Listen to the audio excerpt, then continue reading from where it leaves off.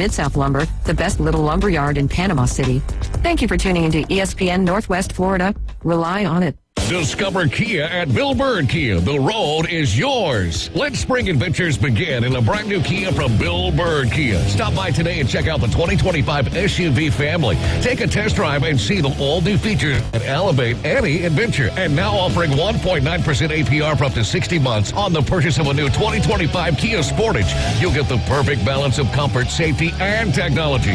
Bill Bird Kia is the home of the 20-year, 200,000-mile warranty. Stop by and see us at 2435 East 15th Street or anytime at Bill Bird Kia, PanamaCity.com. We'll treat you like family and give you the peace of mind you can trust at Bill Bird Kia. Offer from Kia Finance America for the purchase of a new 2025 Kia Sportage. $1,748 per month per 1,000 financed in 60 months. Qualities limited. Cannot be combined with other finance offers. Not available on balloon financing. The 20-year, 200,000-mile warranty is a Bill Bird Kia warranty. See dealer for complete details. Offer for well-qualified buyers. Must take delivery from dealer stock through 4/30/25.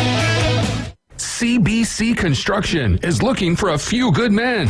At CBC Construction, our greatest strength lies within our talented team. Join us and be a part of a dynamic company that values its people. We offer a tremendous opportunity to create a future for your family and the Florida Panhandle. CBC Construction is now hiring. Call us at 850-740-3815 or visit cbcconstruction.com to learn more. CBC Construction, be part of a winning team. Whether you're an experienced investor or first-time buyer, Beach House will provide you with top-notch service to guide you through every step of the process. We make the real estate process fun and easy through effective marketing, strategic advertising, and always a client-focused experience. From single-family homes to full-scale developments, Beach House Sales Development has you covered. Check them out at beachhousesalesfl.com or give them a call at 850-919-3500. Have you ever met a single person in your life that enjoys paying taxes? No one does. If you can't sleep at night because you have a huge problem with the IRS, I've got some free advice for you. This service is strictly limited to individuals that owe the IRS $10,000 or more in back taxes. And if you qualify, we can guarantee that you won't be writing a big fat check to the IRS or our services cost you nothing. The first 100 people that call today will get a free tax consultation worth $500. Stop worrying about your IRS problem. We can help you, we promise. Call the tax doctor right now. I mean right now to learn more. 800-605-4650. 800-605-4650. 800-605-4650. That's 800-605-4650. WGSX Lynn Haven, WVLQ Port St. Joe. Powered by Panama City Toyota. ESPN Northwest Florida. Casting from Plus Studios. It's the Inside Drive. It's the next evolution of sports talk radio. The biggest stories and the biggest reactions. Now. And now we're taking... With the first pick. This is the last ball you got in the bag. The Inside Drive. From college to the pros. Interviews with the newsmakers, sports betting, your phone calls, and more. And now, The Inside Drive with Ryan Mulvey on ESPN Northwest Florida.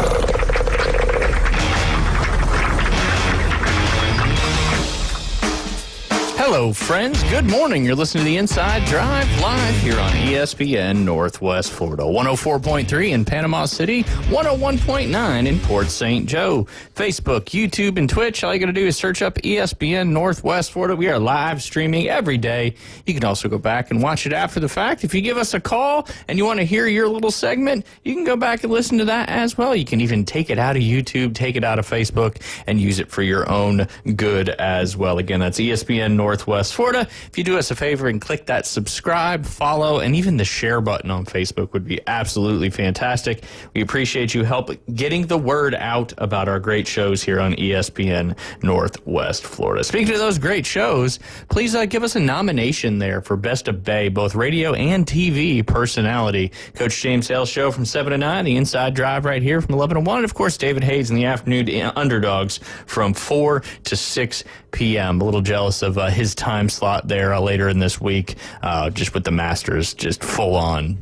Usually the peak players are in the afternoon waves on those early days. There will be no Master readings more than likely. Man, I'm going to miss out on it because we got to go to Duke on Thursday, so I don't get to do my live play-by-play. I had so much fun doing that last year with Jay. Hope Jay's doing well. I haven't seen him in a little while, but I know he's got some good stuff going on. He's even got a Glow Golf tournament coming up this summer as well. So just check out golfwithjay.com or follow him on Facebook at golfwithjay. I think he'll see you on he'll see you in the fairway, or what is it? See on the tee, next tee? Hit it in the fairway, see on the next tee. Thank you, David. I appreciate you getting that one in there for me.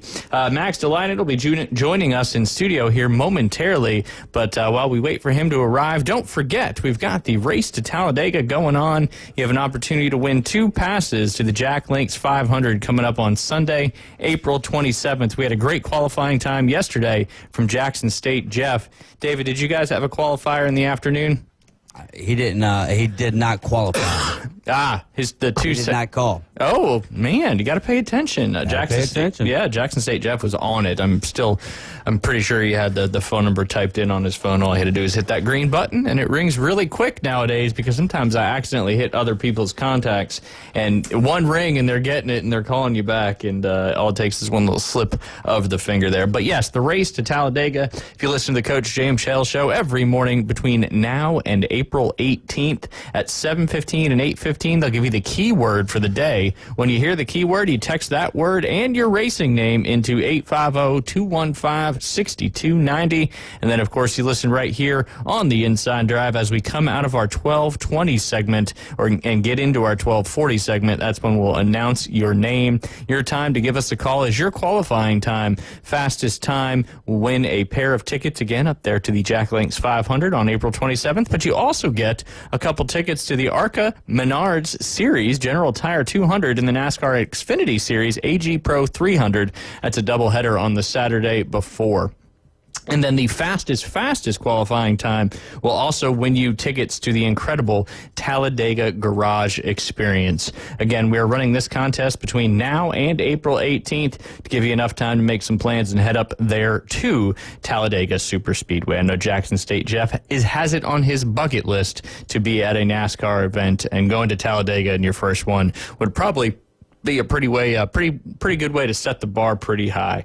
But want to welcome our guest for today. Looking good with your shirt on there. Technically, store. This is dollar store. Where? TikTok store got me. TikTok store. They get me every once in a while on things that you think would work.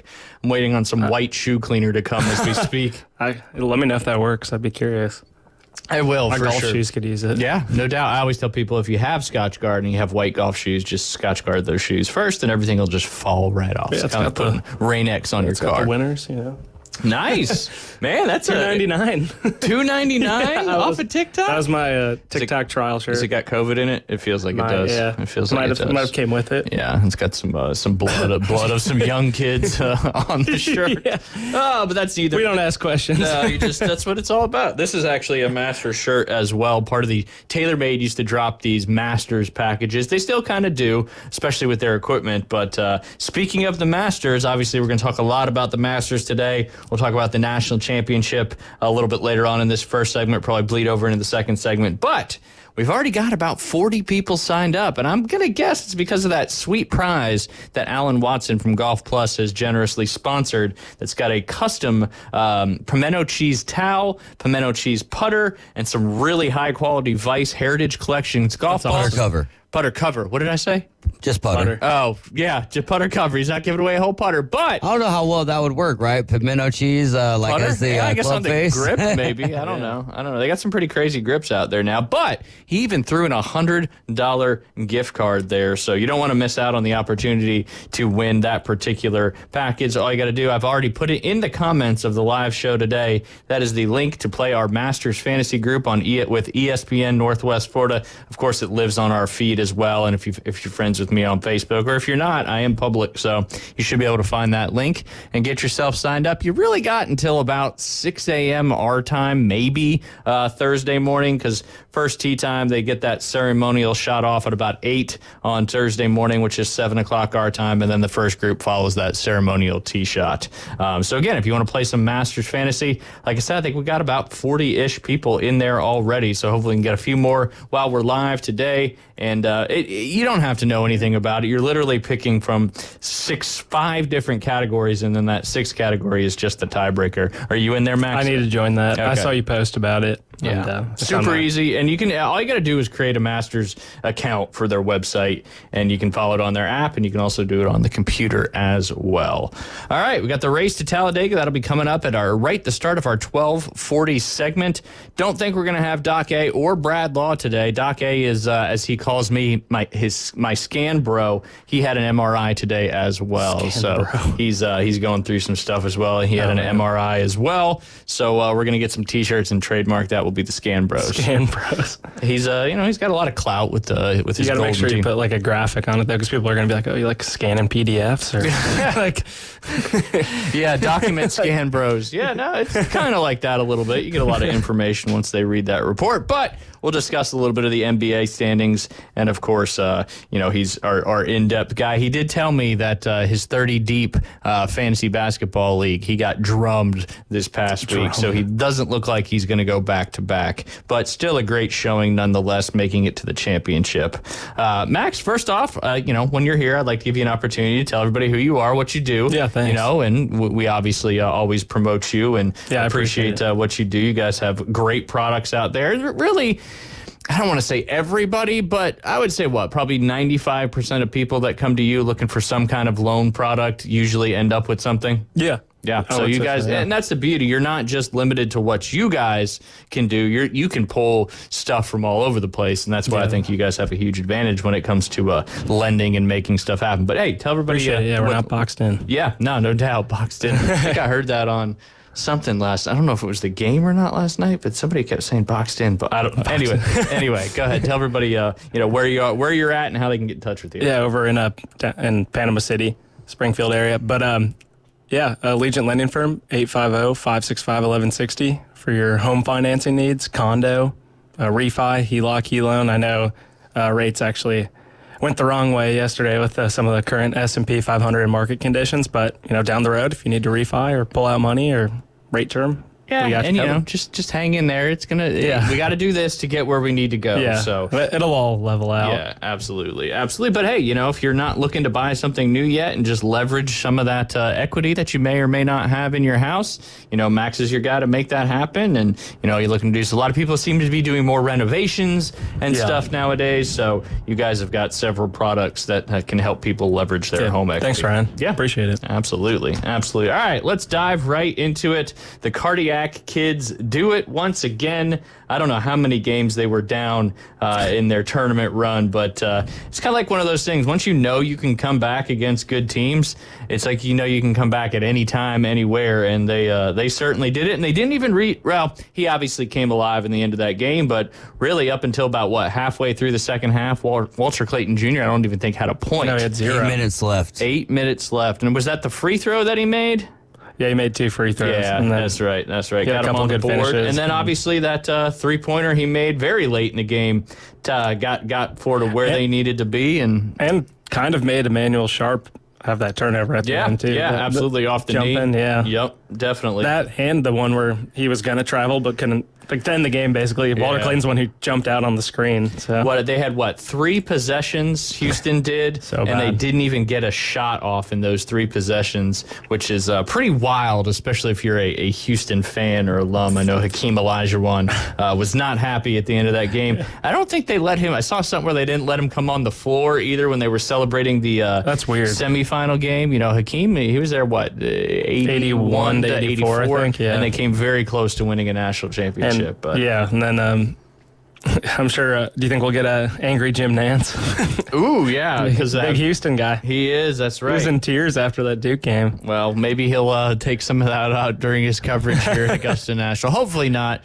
And he's still got what, till 10-year retirement 36 tour, right? Is when he'll be hanging it up at Augusta National, as we have live from the Masters on in the studio right now. Bryson. Watching a little Bryson DeChambeau. Give us the ball speed, guys. Come on. Yeah, that's what I want. Give us something. I don't want to just watch it. I want some statistics here. He's got his live golf bag in there, flexing a little bit. What do you think about Bryson's chances this week? Then we'll dive back into Florida. I think they're solid. I mean, I would like it. One of my buddies was texting me this morning because he meant to bet on Bryson to win the U.S. Open last year, but he accidentally selected the Masters, so he has him 24-1 for this, so he's happy about it. Yeah, that's not bad. Because, I remember he was 22-1 for the U.S. Open, but I like it. I think I was going to ask you, too. So there's a promo that if you can go up to $250, and if your golfer finishes top 5 and doesn't win, you get it back. Yeah. Who would be your pick to back on this? Ooh, man, that's a good one. We got some trends I'm gonna dive into later because there's only we can get into it later. There's only but let's table that for right now and let's get back to the national championship game because I love questions like that. I'll be on the. I have a lot of good surface. Perfect. I'll be on the 2 Off the Tee podcast tonight with Keith Fleming, and we're gonna be going in depth on the Masters in Augusta National. Very much looking forward to that with Fantasy Six Pack. But Florida Gators. I know everybody's been mentioning this first team in college history to have 3 national championships in football as well as 3 national championships in basketball. It's their first national championship since back in 2007 when they went back-to-back, their 3rd in school history. They joined UConn as the 2nd team with 3+ national titles in the last 20 years, and Todd Golden becomes the winningest coach to win the national title since Jimmy V when he was 37 back in 1983. But what do you think, Max, about the Florida Gators' grit? I mean, the first time they took a lead was with 46 seconds left in the game. And you think Florida won it, or do you think Houston lost it? Yeah, I think Houston lost it. I would agree. I was shocked when they went up. I think it was 11 with I don't know how many minutes left, 13, 14 minutes left in the game. Like that suffocating defense, I don't know. I thought Houston would be impenetrable by then, and then Florida pops off. It's what they do. Yep. Because it's funny because I think in the Texas Tech game, you could say Texas Tech was probably the better team. In that game, but obviously, didn't walk away with the win. Auburn for a lot of the game. I think Florida kind of ended up down the stretch being the better team, but Auburn still just kind of fell apart in the second half, turning the ball over a Baker bunch. Mazzara, but even then, Auburn was the better team for, 70% of the game. And then last night, Houston pretty much tip to tip. I think Florida went up 8-6 in the first half, and then not till the 46-second mark. So they led for a minute, 5, minute 20. I think the most impressive thing, like what you were saying, is that they didn't get 3 shots off in those final 3 possessions. And Florida and Houston were both in the double bonus. So you're playing a little more. Well, and that's where I even said something, I think. And I forgot that I had a futures on Florida. So that's always fun. As the second half, I was like, oh, okay, come on, Florida, you got this. Do it again. But kind of getting back to that, you just thought, because they were at the bonus at 17 minutes or something like that left in the game because they called 4 quick fouls on Florida, 2 quick ones on Condon. I was just I don't know, when that comes down the stretch, any foul, you're going to the line for shooting 2. So, and I think the refs did a good job, but I do think it was very inconsistent from the first. The first half they just let them do whatever the hell they wanted to. It was a Big Ten basketball game where it's just everyone's getting thrown around, and then the second half they just tightened up those whistles. And you'd rather just see it, as David Hayes always says when it comes to officiating, consistency throughout the entire game. But it was a foul. Fouls were certainly an issue, but Florida was able to overcome that. And again, getting back to that point, the fact that they couldn't get a shot off in their last 3 possessions, even if you make 1 in the last 3, you're at least tied, most likely, with a final shot not being able to happen. But I don't know. It was just it was obviously a fantastic game, a great way to culminate the Final Four and national championship and March Madness with a fantastic championship game. Obviously, a lot better than last year's championship game, which I believe UConn blew out Purdue in that one, if I can recall correctly. So this was good to see one come down to the wire, and the Florida Gators get the job done. We shall see. I know we got some early on odds for next year's national championship. Let's see what the crazier thing too in that game was like Florida kept beating themselves with those technicals and like they had so many slammed the ball. Yeah, that was bad. I love when they showed him in the huddle too. He was like, "That's on me. That's on me." It's like, yeah, no kidding, it's on you. And I guess if you slam it but catch it, it's not a technical foul. I think I heard the announcer say that. But if you slam it and don't catch it, you get a technical. I feel like it's like just general body language, kind of like MLB ejections, or it's arbitrary sometimes. I think if you're looking at the ref screaming and slam it, I feel like that's an auto T. Yeah. Whether you catch it or not. And they had a technical earlier in the game too, the right? bench, the bench coming off like lines. They were, and that's always weird when you're sunk down below the floor, and then you gotta get up there. When they do it in these huge arenas, it seems like that's always the case. Makes it not as easy to check in when you're coming into the game. But yeah. Some let's see if I think I had some other quick fun fact. Fact on I wish we had the swing speed there on Tom Watson. I know, that'd be good. I guess he's probably still, that's just a wedge, so I'm probably 85-ish on that one. Driver, he could probably get it close to 100, I would guess. He's probably got his technology fit with his Adams clubs. How old is he now? He's up there, I want to say, and when I say up there, that's a relative term. I'm going to guess like 77. Let's see. 75. That's 75. awesome. And remember, he had that potential, or he had that almost several years ago in the Open Championship where he almost made some crazy history when it came to that particular event. I think Stuart Sink went on. That was like late 2000s? So like 2008 or something? Doesn't feel that long ago, but yeah, it certainly was a while back when he would have been the oldest to win a major at the time. But then obviously, Phil got the oldest PGA Championship one at age 51. A couple fun facts about Walter Clayton Jr. He was a 0-star basketball recruit. He rejected SEC football offers to pursue basketball. Described by then Iona coach Rick Pitino as fat, slow, and can't shoot, but he could pass. He transferred to Florida when Pitino left for St. John's, and now Walter Clayton Jr. is an NCAA champion. So just goes to show you, if you're not quite there yet, just keep trying and keep waiting and keep working, and you'll find yourself in a great what situation. Position was he in football? That's a great question. I was thinking that as I was reading it. I don't know. My guess would be probably a receiver, quarterback. Yeah, or quarterback maybe, but He's 6'3", so... Yeah. I mean, receiver, defensive back, who knows? I was going to say running back, but... I could see them listing him as athlete, just like the ATH tag. Which they do for a lot of people nowadays. A lot of people nowadays. All right, real quick, the odds to win the championship next year, the way too early odds. Houston, despite losing, has the best odds at plus 900 to win the 2026 national championship, which is pretty crazy to say 2026, but that's the year it'll be this time next year. Followed by Duke at 10-1, UConn at 14-1, and the Louisville Cardinals at 17-1. Houston guard Milos Uzan is expected to go pro, but Emmanuel Sharp and Joseph Tugler could return to fortify the Cougars team that could have easily won yesterday. The Gators have 20-1 odds to repeat, tied for 7th best with 5 other teams: BYU, Kentucky, Arkansas, Kansas, and Alabama.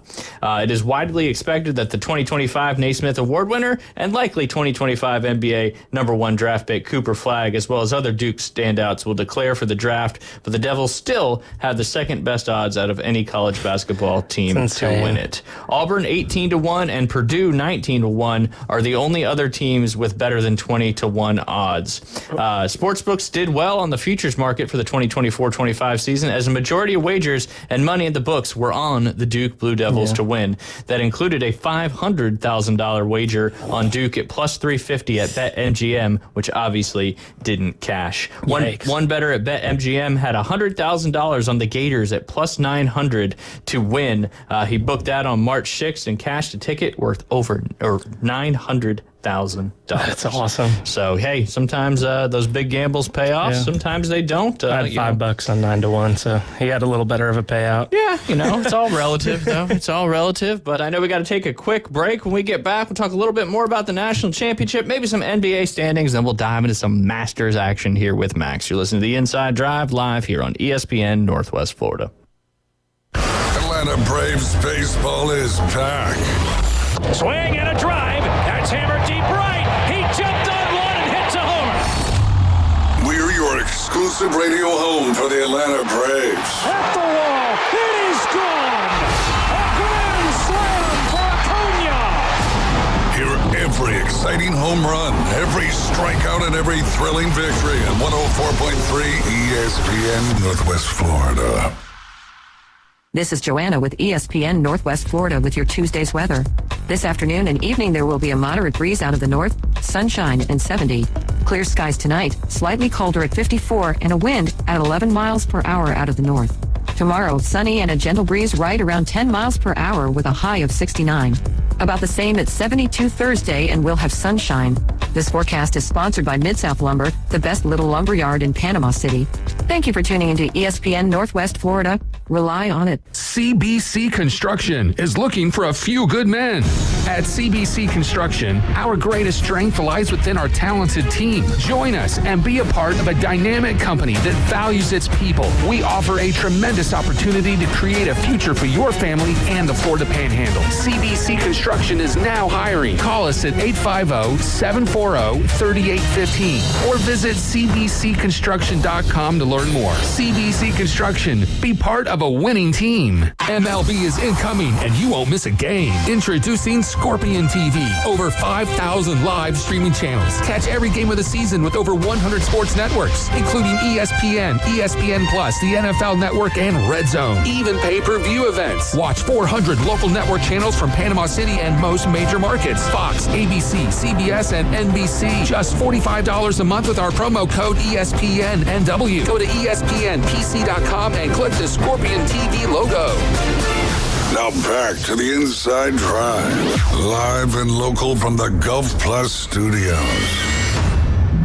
For the Inside Drive with Ryan Mulvey and Jay Henley. This man is destroying golf. You may be right, but our ratings are up and we're attracting new youthful sponsors. ESPN Northwest Florida.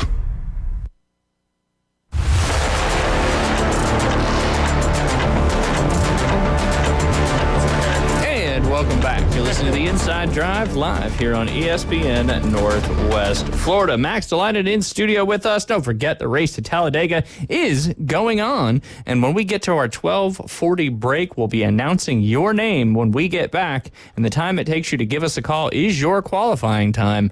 Jackson State Jeff set the bar real high yesterday with a great qualifying time. But the good thing about this contest this go around is we're not just giving away 2 tickets. We're giving away 2 pairs of 2 tickets. So just because Jackson State Jeff got a fantastic qualifying time doesn't mean you can't try to get close and even beat it. Again, check out our Masters pool as well. We've got some really sweet swag. Appreciate Alan Watson and Golf Plus, obviously, for sponsoring the studio, but bringing that awesome prize package to the first place winner of our Masters pool. Actually working on, somebody reached out to me last night about a second place prize. I know one of the items he wanted to donate, I don't think we can give that away, but hopefully we can figure that out. But so make sure you get signed up for that. It's filling up quickly, and the deadline is basically, let's just call it tomorrow night. You got to be in by tomorrow night, because if you don't wake up at the butt crack of dawn, you may miss out on your opportunity to get in there. Of course, if you're placing any bets or anything like that as well,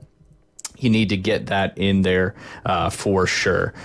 Max, did you enjoy the March Madness tournament? You know, a lot of people were kind of discussing early on, there's no Cinderellas left. There's no It gave us some really good games, I thought. That's kind of what I had talked to David about it last night too, and I totally get his point too. Like, he kind of likes it every other year, if I'm quoting you correctly there, David. Just every year being different, meaning I don't some want years chalk you got every some year. Yeah. And then, it just keeps everything up and down. Yeah, it's the natural balance of the sport. Because right? last year, NC State was cool, but didn't they get smoked in the Final Four? Which is a great story. It was cool seeing big old DJ Burns trucking down the paint. But No doubt. Even the championship game between UConn and Purdue was a blowout. Yeah. And you can't ask for a better national championship than last night. No. The culmination of really just the way that the tournament played out. There wasn't a whole lot of upsets. Then you get to the Final Four, you get maybe the best Final Four. I mean, the last time that we had 4 number 1 seeds, if you go back to it, 2008. The two teams, Kansas and Memphis, they took care of business in their Final Four games. So Florida had to have a comeback against Auburn. Houston had to have the comeback against Duke. So those games were very interesting, and then the championship game was awesome. Yeah, I agree. I mean, I think both Final Four games lived up to the hype, and I guess you got to see the third and fourth best, quote unquote, 1 seeds face each other. So. Yeah. No, and it was the UConn game, right, for Florida that they were down by 14, 15 points, something like that, and came back. I forgot about that one too. Yeah. Listening that probably woke him up or zapped him a little. I think that game probably. I think that's just like, all right, this is a good way to win, boys. Yeah.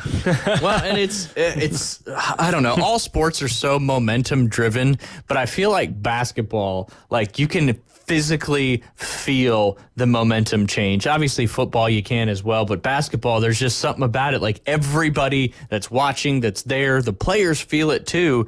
And once that momentum switches and you go on a quick 6, 7, 8, 9-0 run, it's just, the other team's got to find a way to stop that. And Florida's just been, and I don't know if that's coaching, I don't know if that's the resiliency of the players, but Florida just kind of lived this NCAA tournament. Obviously, they won the SEC tournament as well, but only had to play 3 games to win that one when you have the double bye. But Florida just impressive, never out. And I would have, if I was smart, I would have kept looking at the live money line late last night and tried to capitalize on some of that. But they kept it tight though. I think once it got 2-possession game, I think it was starting to be not great value. I guess if you had hit it when they went down 11.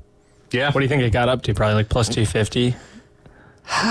Probably a little more, given because it was such there wasn't a whole lot of time left. It would have been interesting to see what it was with about 2 minutes left in the game, because I think that's when Houston probably thought that they had it, which was so ironic because it's almost exactly how it played out for Houston against Duke in that one.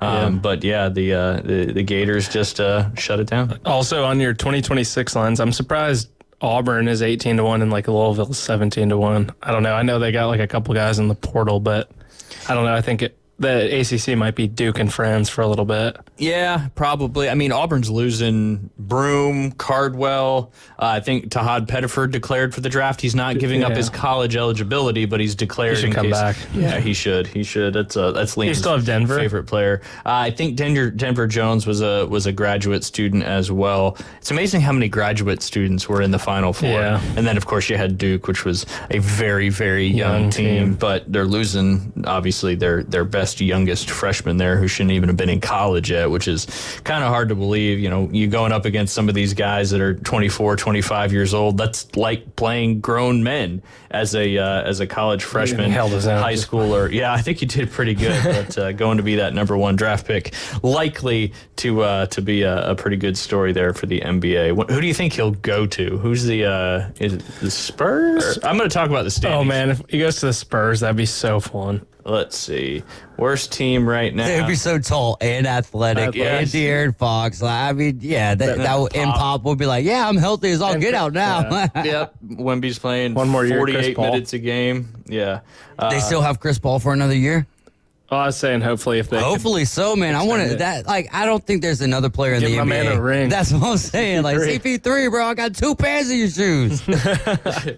Well, I know it's a lottery, but the Wizards are at the very, very bottom. The Hornets are at the very, very bottom. The Jazz are the worst team in the NBA right now. Pelicans probably have a shot in that lottery as well. And I would think the Spurs would be in the lottery. They're the third worst team in the Western Conference right now. And the Phoenix Suns, the only team that hasn't been eliminated that's outside of the top 10 in the Western Conference right now. We'll dive through that real quick. Max, I know you like watching NBA and NBA guy as well. The Eastern Conference is set All teams that could make the playoffs or the play-in games are locked in, and all 5 of the teams that were below that number 10 spot have been officially eliminated. That's the Raptors, the Nets, the 76ers, the Hornets, and the Wizards. So your 4 play-in game teams are the Magic, the Hawks, the Bulls, and the Heat. Your top 6 seeds, Cleveland Cavaliers, have clinched their division, number 1 seed as well. Right now, they still could get caught by the Boston Celtics, who have clinched their division and are currently number 2. The Knicks, number 3, the Pacers, number 4, the Bucks, number 5, and the Pistons, coming off that fight last week, are in the 6th spot, all guaranteed to make the playoffs. Only thing that's got to get sorted out in the Eastern Conference is, of course, those play-in games. And don't ask me how that works, because it's like the 8 and 9 play each other, and then they play like the 7 seed or something. I don't know. It's so weird. Somebody gets like a double elimination, and somebody else, if you lose your... The Bulls will win one, lose the second. Yeah. I know how that goes. Well, you never know. You never know. And then it's they'll like, have to play the Cavs. the 3rd or 4th year in a row that we're doing this. Oh, so you guys are kind of like the play-in game we're veterans. The rules yeah. I like it. Hey, there you go. What do they say? Play-in game merchants. Yeah, there you go. There you go. And then everything's not quite sorted out yet over there in the Western Conference. Obviously, the Oklahoma City Thunder have clinched the best record in the Western Conference in that number 1 seed. Houston Rockets have clinched their division. They've been playing great in their last 10, 8-2 in their last 10 games, including some good victories. LA Lakers have jumped all the way up to number 3 seed ahead of the Denver Nuggets, LA Clippers, and the Golden State Warriors. Golden State has been playing some great basketball. They are 7-3 in their last 10. I know Steph Curry, I think it was last night, only had like 2 or 3 points, something like that, which is his like lowest ever, something along those lines. But prior to that, he demolished the 3rd, 4th, and 5th seed in the West to start April out with a combined 125 points. So obviously he was playing some really good basketball. Him and Butler both were kind of having that look like, dude, we could do this. Yeah, they're kind of trending in the right direction. Right now, your 7, 8, 9, 10 seeds, the 6, 7, and 8 seed are all within a game of each other. So a lot still to get figured out there in the Western Conference. The 7 seed currently is the Minnesota Timberwolves, who have the same record as the Golden State Warriors, but I'm assuming Golden State's got the head-to-head tiebreaker. And then the Grizzlies, the Kings, and the Mavericks round out 8, 9, and 10. The fact that Dallas even has a chance to find a way to make the playoffs is pretty insane. Yeah, they're given the collapse that they've had as an organization. Phoenix Suns are still alive as well, which is pretty darn surprising. I know KD, he's injured currently, if I'm not mistaken. But Portland, San Antonio, New Orleans, and Utah have all officially been eliminated. Yeah, the Suns have lost 6 straight. KD's out of there as soon as the season ends. Yeah, no doubt. Where do you think he might end up? Honestly, I have no idea. I'm kind of intrigued by it. Send him to the Spurs. Yeah, just the tallest, lankiest team. A bunch of stilts. They look like those inflatable guys that are on the side of the road. Like mattress or car sales. Yep, no doubt. No doubt. But honestly, I think like right now you want to shape it up. If you're one of those top-heavy teams, you want to play the Clippers or the Rockets, honestly, because the gauntlet of the Lakers at the 3, Nuggets at the 4, and then Warriors 6 and T-Wolves 7, I would not want any business of. But the Clippers Clippers and especially, I think the Rockets still like, I know they had a good regular season, but I think that's Paper Tiger 2 seed. Ooh, I like it. Paper Tiger, 8-2 in their last 10. But yeah, you know. They're hot. I don't know. I think it's like one of those. It might fizzle out when they get to the playoffs. Yeah, it's like they need a guy or two more. I wish, honestly, too, in the East that for the Pistons, they still had Jaden Ivey healthy. But I really think we could kind of simulate to Cavs Celts. That would be a fantastic Eastern Conference final, that's for sure. There's like no depth once you drop off the Knicks. I mean, I guess the Bucks, because they have Giannis, you can't count them out, but I don't know. The East is weak, man. It is. It's certainly when you look at it on paper compared to the West, but obviously the Cavs having probably the most surprising season out of any team out there right now. But can they keep that up in the playoffs? Obviously, making the playoffs, all bets are off. It's a fresh start. We were talking a little bit about that yesterday on the NHL side of things, and any team can win any series. And NBA starts 5-game series? and then goes to 7 later on? They're 7 all the way through. Okay, good. Wild card in baseball, it's wild cards 3, 5, 7. That's right. Yeah. That's right. You know, because they've played so many games, they got to dial it back a little bit. I get that. I'm glad. I think the NBA used to start with a 5, if I'm not mistaken in that one. And it's been a long time, but yeah, it was did. what, early, mid 2000s, I think. I'm glad they went to the full 7. Yeah. I'm trying to think, though, when it was 5, I think you're right, early 2000s. When were you born? Yes. Well, you're, 27? You're higher than that? Yeah. 30? 1996. You're taking too 5 long. years. I'm thinking about it, man. I'm thinking about it. Last time the NBA had... When are you, 93? 91. So... Well, the reason why I asked is because, we'd have to have some sort of a recollection 2002. Of that, right? Yep. So 6 and then years 2003 old. was the that's first. Good, Max. That's good. Close. He was a stats 6, he was all about that. All about that. He had a book and everything. Watching the Bulls get out in the first round. Probably crying. Yeah, but you just came off a really good run, so... Yeah, but I kind of... Yeah, you were just a little late being born into that. But yeah, and I guess... from 61 to 67, it was a best of 5. And then in 84 to 2002, it went back to the best of 5. And that gap between 67 and 84, it was a 7-game. And then ever since 2003, it's been a 7-game series in the first round and beyond. The first round has used, since 2003, the conference semifinals used a best of 7 format since 1968, and the conference finals have used a best of 7 format since 1958, all well before our time. All right, Max, so if you had to pick 2 teams, put you on the spot from each conference to make it to the finals, who are you going with? For the NBA? No, for the minor league baseball. No, we were talking about NBA, so yes. Well, you mentioned NHL briefly, so I was looking at the NHL standings. Briefly. You got me on the NHL. Okay. I'm going to go. I'm not going to ask you about hockey. We can do hockey.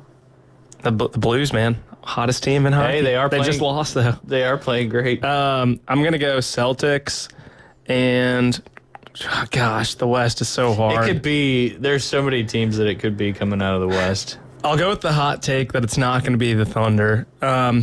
I think, is that kind of hot? I don't know. I would say so. I mean, when you hear the pundits talk about it, it's like OKC and everyone else. Yep. I just want to go against the grain. I'll go with the Warriors.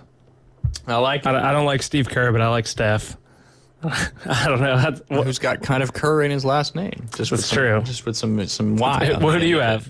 I would actually say, because it would be awesome to have the reunion of the Lakers and the Celtics, just for the history of it, and obviously with the storylines with Luka, LeBron, and then the Celtics being in there again. I think it'd be fun to have kind of that, that old school, rivalry, so to speak. That would be a heck of a final. I'm kind of like you. A lot of times you don't see the number 1 seeds in these things, especially when they've been playing so good for all time, the whole season.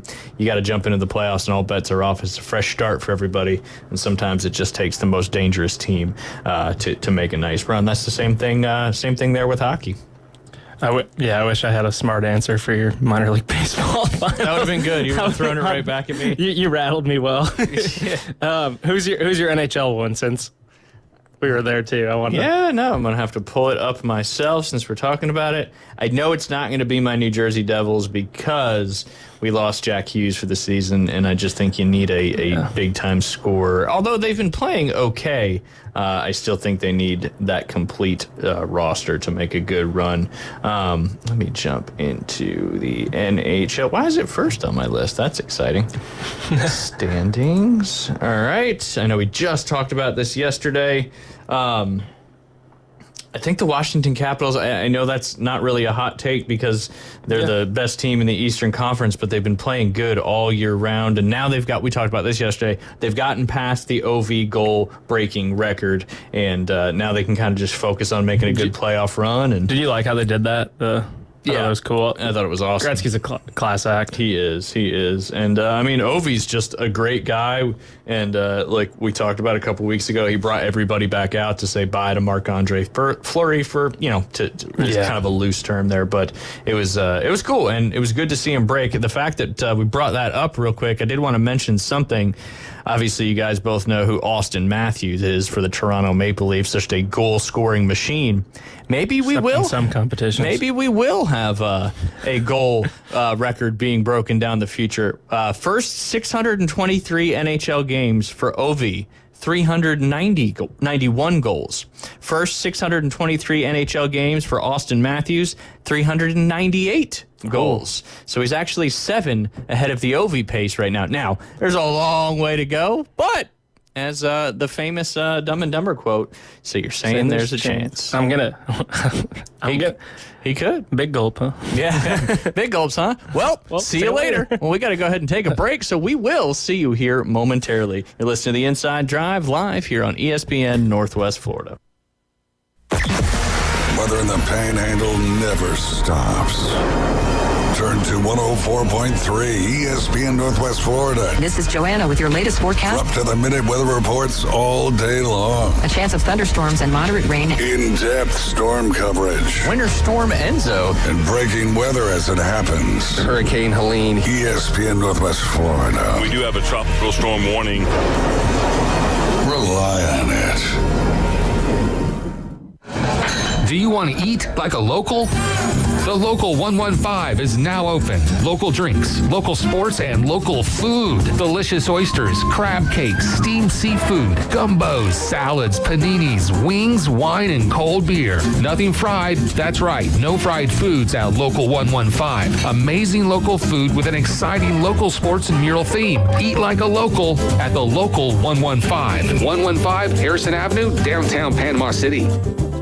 Have you ever met a single person in your life that enjoys paying taxes? No one does. If you can't sleep at night because you have a huge problem with the IRS, I've got some free advice for you. This service is strictly limited to individuals that owe the IRS $10,000 or more in back taxes. And if you qualify, we can guarantee that you won't be writing a big fat check to the IRS, or our services cost you nothing. The first 100 people that call today will get a free tax consultation worth $500. Stop worrying about your IRS problem. We can help you, we promise. Call the tax doctor right now. I mean right now, to learn more. 800-605-4650. 800-605-4650. 800-605-4650. That's 800-605-4650. Now back to the Inside Drive. Live and local from the Gulf Plus studios. 4.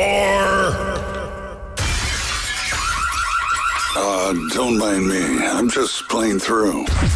Now back to the Inside Drive. Live and local. ESPN Northwest Florida.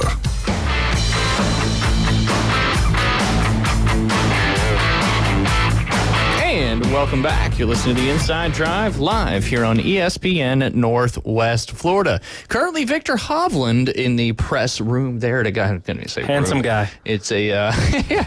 Sometimes smiles a lot, and I know it's Jay's favorite player. And he won earlier this year, so a little bit more confidence heading into this particular Masters week. But he massacred us in the Ryder Cup. He did, just like everybody else did. Yeah, it's embarrassing. Do you think if Zach Johnson could go back in time, he would uncaptain that team?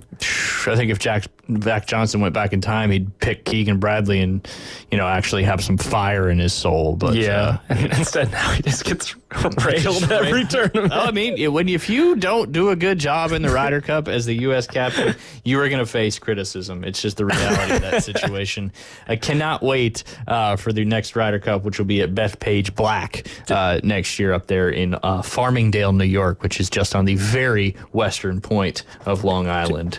Did you like Zach Johnson before the Ryder Cup or no? Because he was kind of like a nothing burger guy. He won the Masters laying up on every par 5. Yeah. He's never really done a whole lot for me. He was a Seymour putter guy too, and I never could get behind the Seymour putter. I understand the concept behind it, but yeah, I was never really. I liked guys that were more fiery and exciting. Yeah, and he really wasn't. He's kind of a dork. And he kind of won. He won that in the playoff, didn't he? When basically the other guy he was playing against collapsed and made a double on 10, and it was pretty much over. Yeah, let's at discredit Zach. I mean, it's kind of what happened in the Ryder Cup too. Yeah, so maybe it's kind of his thing. It's like Rory winning the Players in the playoff against JJ. Yeah, and he dumps it in the water. And it wasn't even his fault. He hit a good shot. It just biggest day of his golf career. He didn't play the wind right, and that happens. That's another aspect of golf that makes it so hard, especially on that hole, because that green is massive. If you've ever had a chance to play TPC Sawgrass, the stadium course, 17 is not small by any stretch of the imagination. It is a massive green. It's just the wind swirls around there in those grandstands, and you could think it'd be coming into you, and all of a sudden it switches and goes down. There's not a whole lot of room for error. Did mention yesterday that Monday's practice round was canceled, but in true Augusta National and Masters fashion, they will refund the ticket holders in May and guarantee them the opportunity to purchase 2026 Masters practice round tickets. So most sports say, rain or shine, and they're not held liable, or most places, venues, say they're not held liable, if weather makes something cancel, but Augusta National is not most places. So it's true, but not till May. You don't get refunded till May. Yeah, they gotta collect all their IBM and Rolex money first, and then they'll get that Monday practice round ticket money back. But the fact that you get to purchase 2026 tickets again is pretty cool. Agreed. Is pretty cool. But selfishly, I wish, I feel like that just shortens the lottery pot when you. Yeah, probably does for Monday anyway. I just don't request Monday. I did tell a good story, I think it was either last week or the week before, about this gentleman who put in a request for Masters tickets, and he only put in a request for one, thinking that they would throw a guy a bone only wanting one ticket for each day. He ended up winning the lottery, and all his kids thought he had two. And he's like, I did that because I thought Augusta would, throw me a bone because I just wanted one, and then also so he didn't have to make a decision on which kid to take. That's smart. So, work smarter, not harder. Yeah, right. So you can't make a decision if you don't have that second ticket. How much do they run? Do you know, like Thursday, Fridays? The individual ones, I want to say face value nowadays, $60, $80, something like that. Really? Yeah, the face value is not that much. Like Thursday through Sunday even? Thursday, Friday, Saturday, because it's only really been about 10 years or so that they've allowed daily badges. The only way you went on Thursday, Friday, Saturday, Sunday is if you had a badge, and that badge covered all 4 days. So they started doing the individual round not too long ago. I'm sure I could find it pretty quickly. But when you go in and fill out your Masters lottery application, it tells you all the pricing and all that stuff. Because if you do win the lottery, you are committed to paying for them. I think you have to put your credit card information. And I always, of course, recommend highly to people to put that information in there or to do the lottery. Even if you have no plans on going, you never know how much you could fetch for a practice round ticket, especially a Wednesday one. So. But yeah, let's dive into some of the things you wanted to ask about, Max, and then I'm going to go into some Masters trends as well for the winners over the last however many years. Yeah, let me pull up my questions here that I just lost my track on. Okay. I'll start with the question a lot of people are asking. Do you think Rory will ever win a major again, specifically this one ever? Funny you should ask that. We'll get into some trends here momentarily. But I think he'll definitely win another major. Will he ever win the Masters? I don't know. I think if he can get out of his own head. But his game is built to play the Masters well. He needs to do that Sunday round on Thursday or Friday instead of waiting till his final round on Sunday to shoot a 65 or 66. So yes, I think he will. Okay. That's something to think about too for our opt-in promo. Yeah. If you want, I guess that's more of a hate yourself bet because I don't really want Rory to win, but he scores. Anyway, 3 rookies in the field: Dietrich, McNeely, and Højgaard. How do you say it? Højgaard? Højgaard. And he's got a brother too. Yeah, I was gonna say there's Nikolai and Rasmus or whatever his name is. Rasmus. Do you think any of those 3 have a chance whatsoever? And that would be the 4th ever and first since Fuzzy? Yeah, I just anybody it's their first time Masters playing, I always take them out of the chance to win because it's such a demanding golf course as far as course knowledge is concerned that you have to have had played it at least once or twice. That'll fall on our trends as well for the winter trends. But good question. I think if there was one that McNeely would be my name out of the three of those guys. But yeah, first time Masters guys. Just there's a reason why it's been so long since anybody's done it, and I think Fuzzy was one of the few that ever did it, maybe the only one. So who's been close? Anyone that you can think of? We had Ludwig Aubert That's right. a couple years ago, or maybe even last year. He kind of fell apart on Sunday, which a lot of people do because it's just such a pressure-packed thing. But you can also go on a good run on Sundays as well. But yeah, no, it's just I would not bet anybody to win that this is their first Masters. Okay. And speaking of Ludwig, he was on my questions as well. Do you think this is the year he'll establish himself as a top 3-5 golfer and break through and win a major? I think he'll win a major. I don't think it'll be the Masters. I could see him winning like an Open Championship or something like that, or maybe even the PGA. But the Masters is just so special. There's a reason why Rory hasn't won it yet, but has won multiple other major championships because the Masters is just that one that everybody seems to want a little more than the rest of them. Yeah, that's fair. Another one for you here. Who's going to finish with more career majors when all is said and done, Brooks or Scotty? Ooh, man.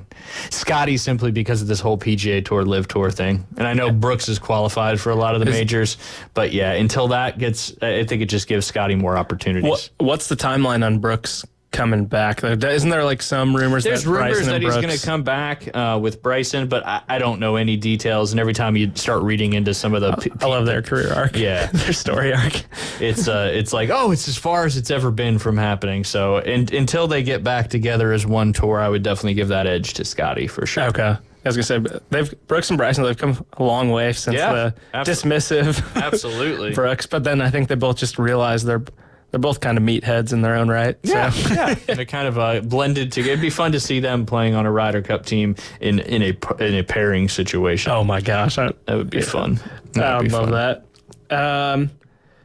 Okay, this is one of my friends wanted me to ask you. Does Tommy Fleetwood actually stink? No, I think he's a good top 10 pick in this Masters this week. He follows into a lot of these winter trends, and I don't think he's bad. I think he's having a decent year thus far. So he might be a good top 10, top 20 DraftKings kind of guy too. But yeah, no, Tommy Fleetwood, I would certainly lean on. He's played the golf course enough. Now, with that being said, I'm going to go through these winter trends as fast as I can here. 45 out of the last 45 winners have played in at least one previous Masters tournament. So that eliminates those three guys that you had mentioned. Okay. 26 of the last 27 winners made the cut at the Masters the year before they won. So you got to look at everybody who, obviously, now this isn't set in stone, but it gives you good information. Any big names that cuts out? I'll go through the players that it kind of fits here in just a second. 25 out of the last 27 winners have finished 30th or better in a previous Masters tournament, not the previous Masters tournament, in a previous Masters, so it doesn't have to be last year. 57 out of the last 60 winners did not win the Masters the year before, making a repeat victory for Scotty Scheffler more of an anomaly than a fact that it'll happen. 23 out of the last 25 winners were ranked in the top 30 in the world golf rankings. Now that's a little more skewed nowadays because all the live guys are not getting world ranking points. 18 of the last 19 winners were not the betting favorite for the week. Another thing going against Scotty Scheffler a little bit there. 21 out of the last 26 winners have played in at least 3 previous Masters before their wins. Was Scotty the favorite last year too? I believe so, because he was winning leading up to that. I'm pretty sure he was. Okay. 14 to the last, so he might be one of those 3 people. I'm taking mental notes with you here. Yeah. I'm like following down. 14 of the last 16 winners have had at least 4 previous career wins. 14 of the last 16 Masters or winners had won a tournament on the U.S. soil within 2 years leading up to their Masters win. 13 of the last 15 winners had finished in the top 6 of a major tournament within within the 2 years leading up to their Masters win. So obviously play well in majors is a criteria. 15 of the last 15 have finished 35th or better in their previous start before the Masters. So you go back to the last couple weeks, because not everybody played in that Valero last week. 14 of the last 15 winners have had at least one top 8 finish in the 7 events before the Masters. 13 of the last 13 winners had gained at least 18 total strokes tee to green in the 4 events before their Masters win. 15 of the last 15 winners ranked inside the top 30 of strokes gained tee to green in the year leading up to their Masters win. 15 of the last 17 winners ranked outside the top 50 in strokes gained putting in the year leading up to their Masters win, which is kind of a weird one, because strokes gained putting is usually a good putter stat, and you have to be a good putter to win at Augusta. 15 of the last 16 winners ranked inside the top 50 in driving distance in the year leading up to their Masters win. 11 out of the last 12 winners have gained at least 0.25 strokes per round around the green in the 15 rounds before their Masters win. 13 of the last 15 winners inside the top 40 in par 5 scoring in the year leading up to their Masters win. 13 of the last 16 winners ranked inside the top 40 in going for the green in the year leading up to their Masters victory. So basically, some takeaways from this: course experience matters more here than anywhere else. A long shot winner is improbable. Recent winning experience is significant. Current form, especially tee to green, is paramount. An elite putter is not required. It's a bomber's paradise. Architect Bobby Jones literally designed the course to give golfers an unrestricted feeling of being able to swing away amid a wide swath of parkland. He also believed good drives would be rewarded, not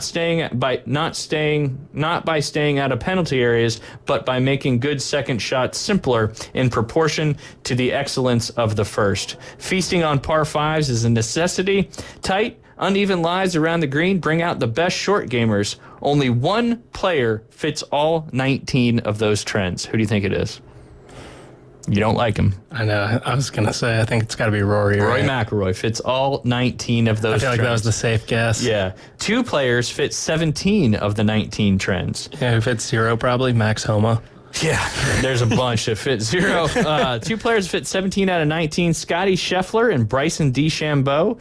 2 players to fit 16 of the 19 trends. Patrick Cantlay and Jon Rahm. 4 players fit 15 out of those 19 trends. Xander Schauffele, Russell Henley, Sepp Straka, and Shane Where's Lowry. Morikawa? How far?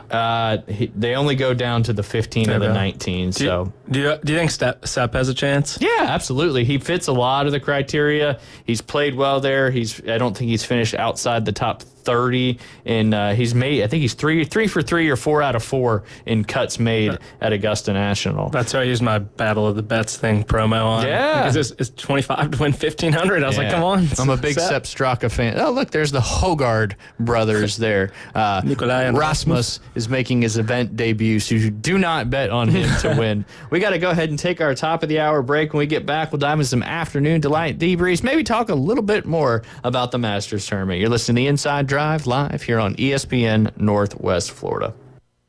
ESPN Northwest Florida presents the Race to Talladega. We got Jackson State Jeff on the line. Jackson State Jeff, how are you, my friend? Man, doing well. How's it going, guys? We're doing good. That was good. You were ready to go. You probably had 850-215-6290 already on the dial, and boom, knocked it out. David, what was that qualifying time there? 2 seconds. Woo! From PCB Hobby, Pepsi, Panama City Toyota, your racing station. ESPN Northwest Florida. This is Joanna with ESPN Northwest Florida with your Tuesday's weather. This afternoon and evening there will be a moderate breeze out of the north, sunshine and 70. Clear skies tonight, slightly colder at 54 and a wind at 11 miles per hour out of the north. Tomorrow, sunny and a gentle breeze right around 10 miles per hour with a high of 69. About the same at 72 Thursday, and we'll have sunshine. This forecast is sponsored by Mid-South Lumber, the best little lumber yard in Panama City. Thank you for tuning into ESPN Northwest Florida. Rely on it. Do you want to eat like a local?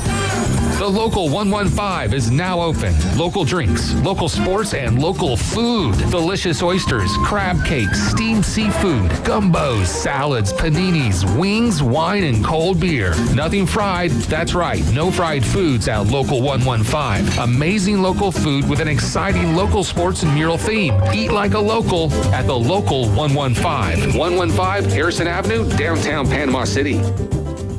WGSX Lynn Haven, WVLQ Port St. Joe. Powered by Panama City Toyota. And that's out of the ballpark. ESPN, Northwest Florida. Looking for a new way to explore Bay County? Or maybe your trusty bike needs a tune-up?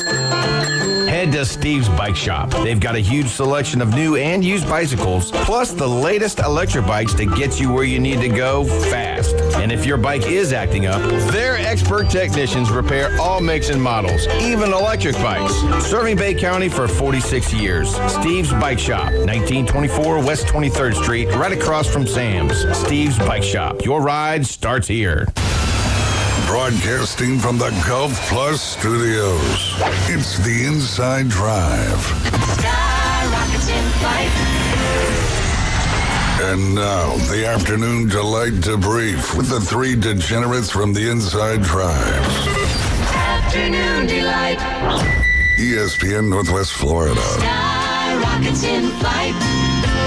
Afternoon delight. And welcome back. You're listening to the Inside Drive. Max Delighted in studio, hanging out with us today. Max, appreciate you coming in. You are listening to the Inside Drive here on ESPN Northwest Florida on 104.3 in Panama City Beach, or 101.9 in Port St. Joe. You can watch, listen, like, comment, subscribe, share, follow. We appreciate the sharing aspect of our Facebook Live shows more than anything. Of course, we appreciate you following as well and tuning in as we do, hopefully most days, again, right here on ESPN Northwest Florida. You can also download our free Google app inside the Google Play or Apple Store. All you got to do is search up 104.3 to find that bad boy out. And then, of course, you download it. All you got to do is search 104.3. You can take us anywhere you go as long as you have cell phone service, which is pretty much everywhere in this day and age. You can also head over to ESPNPC.com. If you're afraid of scorpions, you may not want to sign up for Scorpion TV, but if you like saving money, you might want to sign up for Scorpion TV. All your local, regional, sports, pay-per-view events, all the stuff you have to pay extra money for on all the other streaming services, you get with Scorpion TV. Again, ESPNPC.com. Right there in that top banner ad, click on Scorpion TV, follow the prompts, use code ESPNNW. It's only going to cost you about $41.99 a month. Over 10,000 movies on demand. You'll also be able to watch the Masters tournament, which a lot of coverage on the Masters, which is always absolutely fantastic. Their mobile app is wonderful. You can also stream online, and a lot of the TV services will give you the same streaming coverage as the Masters website does as well. Again, that is Scorpion TV at ESPNPC.com. Got to give a shout out to Golf Plus, our studio sponsor. Alan Watson was in studio with us yesterday, and he brought in that wonderful little prize package for our first place winner of our ESPN Northwest Florida ESPN Northwest Florida Fantasy Masters Challenge. Currently, we have 37 people signed up. Last year, I think we only had somewhere in the 20s, so already beaten last year's numbers, and there's plenty more time. Pretty much all the rest of today and all of tomorrow, get yourself signed up. Where's the best place to go to sign up? Either on our ESPN Northwest Florida Facebook page, or if you go to the live show for the Inside Drive yesterday or today, I've put that link right there in the comments. You can't really miss it. Takes you right there. Sign up for it. Again, you don't have to know a whole lot about golf. You just got to pick one player from each category. It's kind of like picking horses a little bit at the betting track. Sometimes just picking somebody's a name you like will end up winning you some money. But we appreciate Golf Plus for sponsoring that really cool palmetto cheese towel, a custom pimento cheese towel, putter cover, blade putter cover, I might add, $100 gift card, and a really cool dozen Vice Heritage Collection golf balls, which I didn't know what those were until yesterday. So again, appreciate that. Oh, and of course, $100 gift card as well. With all that stuff, you may be able to go out there and shoot a great round of golf. But again, you got to be participating in our Masters Fantasy Challenge for ESPN Northwest Florida in order to have an opportunity to win that. I can't take Johnson Wagner seriously. That was his mustache. Yeah, and like how How do you have a child and you're like, oh, that's a baby Johnson? Oh, goodness. I'm just glad Brandel Chambly's not there. He drives me crazy. Yeah, I'm with you. He's the... I don't know if we could say that. Yeah, sure we can. That's not the ESPN. We're not affiliated with ESPN television anyway, but yeah, Brandel's always just trying to stir the pot, saying things that are, not so appropriate. But yeah, I didn't know. Yeah, where the line was there. Yeah, no, we're good. We're good. I've got a couple interesting stories there for some Augusta National related stories. This one is kind of a bummer. It was a gentleman named Josh. It's either Nauer or Knauer. I'm going to go with Nauer, and the K is silent. I was supposed to be at the Masters today. Instead, due to a baffling mix of fraud and or misunderstanding, I had my tickets canceled, and I'm currently banned from attending again. Here's my story and plea for help. I won tickets for the 2025 Masters through the official lottery. I paid for my tickets in July of 2024 and received them in the mail about a month ago. I plan to attend with my wife, brother, and friend. I didn't share this information online, and very few people in my social circle knew. I had work, travel, and childcare arrangements all set up, and then the tickets were locked away at my house from the second I received them. I couldn't have been more excited. On Tuesday, March 25th, I received an email from Augusta National. They wrote, "It has come to our attention that you listed your tickets for sale with a third party. Therefore, be advised your tickets have been canceled and your name has been removed from future considerations." That's never an email you want to get, that is for sure. I was floored. I would never sell Masters tickets. I had no idea what they were talking about and still don't to this day. I called the office and they confirmed the letter. They wouldn't give me any information and told me all I could do was appeal via mail.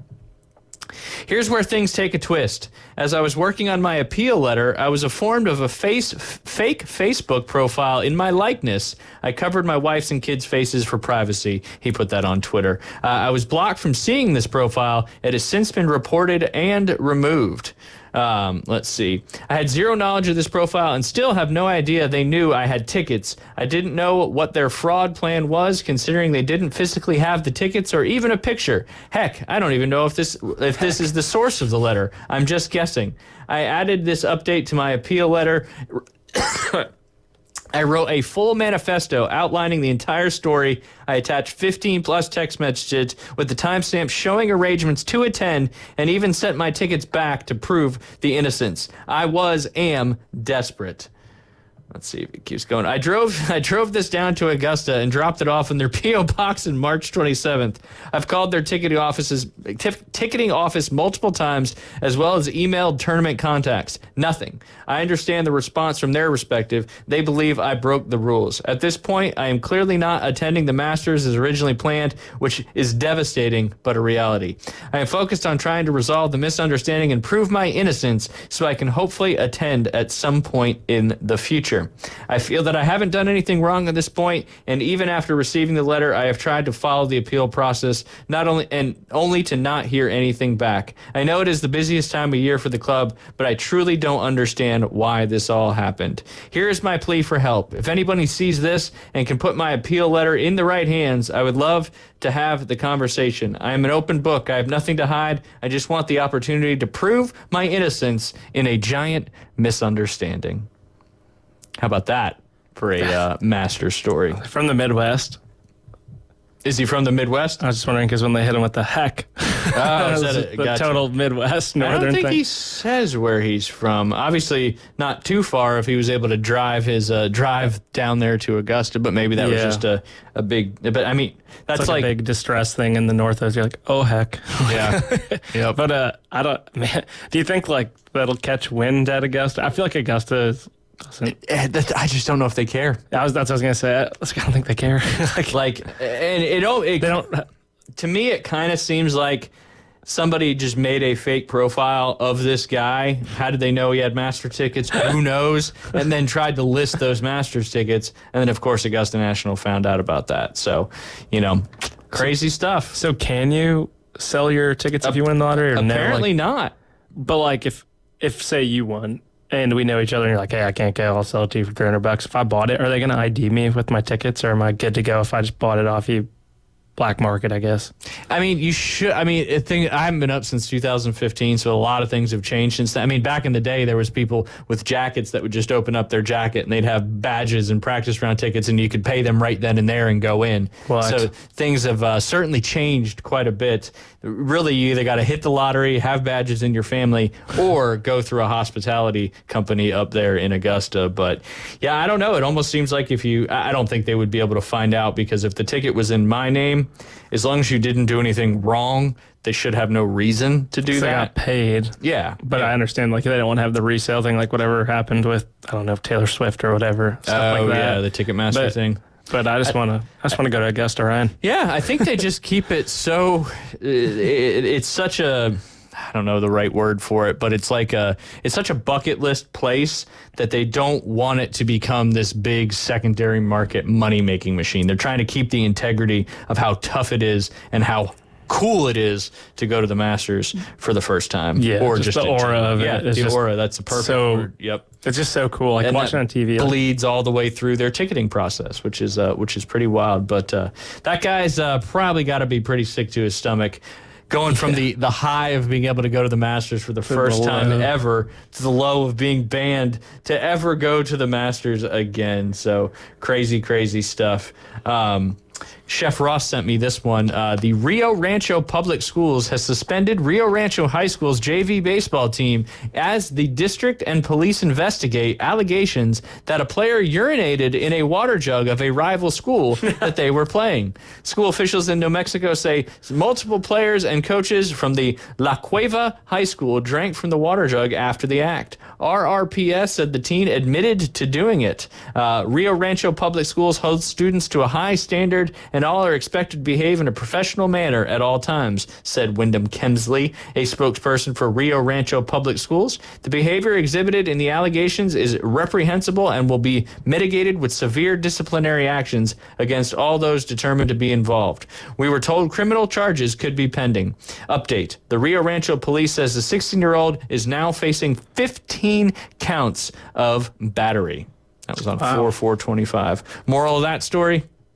Just pee in the restrooms. Yeah. Don't pee in your rival school's water jug. It's a little funny, though. It is a little funny. It's messed up, but it's a little funny. In this day and age, though, I mean, the pranks and so, like, you can't do anything in this day. And I'm not saying what he did was right. I'm just saying that you just really can't do anything in this day and age. The stuff back in the day would hold true of being pretty bad compared to what people are allowed to get away with this in our current climate. Can't even ding dong ditch anymore. No, you can't even light bags of dog poop on fire on people's doors. I mean, the good old days. But that was all before social media. Now you're like liable to be shot if you ding dong ditch someone. You gotta be careful, especially in this state of Florida where it's armed to the teeth. That's right. That is right. I've got a good one. It's just a little long-winded, so I don't know if I'll be able to get through it in time, but I'll give it a whirl, and then we'll roll right into the 12:20 segment and talk some more Masters action, some of the other trends and options, and some of the Masters history as well, and of course a lot of traditions there with Augusta National. Also tomorrow, in addition to Keith Fleming, one of my good friends when I used to live in that area, Kyle Dawson, he's a sports writer for the Aiken Standard. He wrote and broke the story about if you've ever been in Augusta, played golf in Augusta, there's this golf course, they call it the Patch, it's their nickname, but it was the Augusta Municipal Course. It's right there off of Wrightsboro Road, kind of across from Augusta State University's golf course. They're going to be partnering with Tiger Woods to do a new short course there at the Patch property, as well as a learning lab in Augusta. We'll talk to him tomorrow about that, as he's I tried to get him on today, but he is currently up there in the press building, which That's is so cool. Yeah, pretty cool stuff. He's so he writes for the Aiken Standard. We'll have him on tomorrow. Last year we had somebody that wrote for the Augusta Chronicle. This year we'll just go right across the Savannah River with somebody from the Aiken Standard. Yeah, I don't really get jealous of people going to different sports events, but Augusta for sure. Yeah. I don't really get jealous in general, but it's I feel like a moth to a flame watching this. Just keep looking. Well, it just looks so pretty. What golf tournament will people actually sit there and watch people warming up on the range? Not in person, because that happens all the time, but on TV. Yeah, I'm fully entered. It is just immaculate. Yep. I remember when they built that driving range. the How old long's the entrance range? to the golf course used to be right where this range is, because the other range is the members range is just too short. It's got a fence at about, I don't know, probably 240, 50 yards. So when John Daly first came there, he was hitting golf balls over that fence onto Washington Road. So his son just had his first collegiate win, right? Yep. At Arkansas, right? Yeah. Does he have any chance to make, or is he not? No, I mean, the PGA Tour, I mean, he doesn't have a better chance than anybody, but I still think he's got a good chance. I mean, if you can win at the collegiate level, you can win at a professional level as well, because your competition is just as good. It's just a lot of these guys that have made it to the tour got a break here and there with something happening to make it happen. Is there anyone international or in college right now who's just like on everyone's radar for when they make the tour? The gentleman from Auburn, Jackson Koivu, is likely to be the PGA Tour U guy. And then you've got the young kid, Blades Brown, who turned pro at age 17. Yeah, Blades Brown. He's been playing in some PGA Tour events. He better be using game improvement wedges. Yeah. Cavity back, David. But yes. So there's a lot of really good, and then the guy from FSU drawing a huge Luke Clanton. And they're all like, do you think they can make an impact on the tour? Oh, absolutely. Absolutely. And because there's not that much difference in the ability from high-level Division I college golf to the PGA Tour. It's being able to make it there and get through all those qualifying things and have a ball bounce one way, or, have a ball hit a tree and come back in the fairway and you make a birdie instead of that. But because that's literally the difference that gets these guys guys and girls onto the tour versus not. That's interesting. I saw Bryson was just adjusting his wood heads already. He's just replacing one. Yeah, he's trying to find out. That's where it gets a little slippery with some of this, because they have so much access to numbers and information. It can get a little overwhelming. But a guy like him, who's a genius, I think he has a physics degree from, where'd he go? Sam Houston State. Yeah. Or no, SMU, right? Southern Methodist, yes. I don't know why I said Sam Houston. That's where... we just got a recruit from Sam Houston State. Or a transfer guy. Nice, Lamar Wilkerson. It's Josh Gregory, who used to be at Augusta State, went to SMU to coach. And he was the one that won 2 national championships there with Augusta State. Do you know sorry, I'm just peppering you. You're fine. Is Doug... I'm used to interviewing people, so this is good. Is Doug Gim in this field or no? Arlington Heights legend. That's my hometown. He would be on the putting green sometime, and it was so funny because his dad would be standing there, and it's usually bad weather, so he'd have a windbreaker on, and he'd just have one of those notebooks like you had, but the handheld ones, just taking notes on his son. Yep. He is not in the field. He's been fringe tour, right? Kind of back and forth on what he qualifies for. He's played in several PGA Tour events, but I think he's got conditional status, so it's got to be an event during a major or a not a signature event and stuff like that. How much does someone like him make? Can you see what he made? And yeah, I'd just be curious to know just when you're conditional status. What do you think? Conditional? Oh man, can you tell me how many tournaments, or am I just I have no idea? You're asking for too much information, but yeah. Sorry. No, I got you. I think I'm going to be wrong regardless. Well, I'll tell you how many events he's played in. Okay. Let's see. For his career, he's currently 96 in the FedEx Cup standing, so that's not bad. He's 105th in the world golf rankings. He's played in 155 events. Now that's multiple different tours. Sure. Obviously the Korn Ferry Tour, and he joined back in 2020. So he's had 1 runner-up, 2 top 5 finishes, and 4 top 10 finishes, and he's made 89 of 155 cuts. If that gets you any kind of Gim Reaper. The Kim is that his nickname? Yeah. He did play in the Walker Cup. That's pretty cool. That's basically the amateur. So version. Is this just his overall career? This is his entire career. Oh man, I'm gonna be so wrong, Ryan. I don't know. That's his entire PGA Tour career. Okay, entire PGA, 155, 89. I don't know, $3,230,000. $7,527,028 in 155 events, and that's conditional status. Yeah, and he's made that much. That is awesome. Get good at golf, kids. Now here's where there's such a huge drop off. So the Korn Ferry Tour, he played in 22 events, and he finished 3rd place once, 1 top 5, and 3 top 10s. How much money do you think he made? Oh, that's gonna be, I don't know,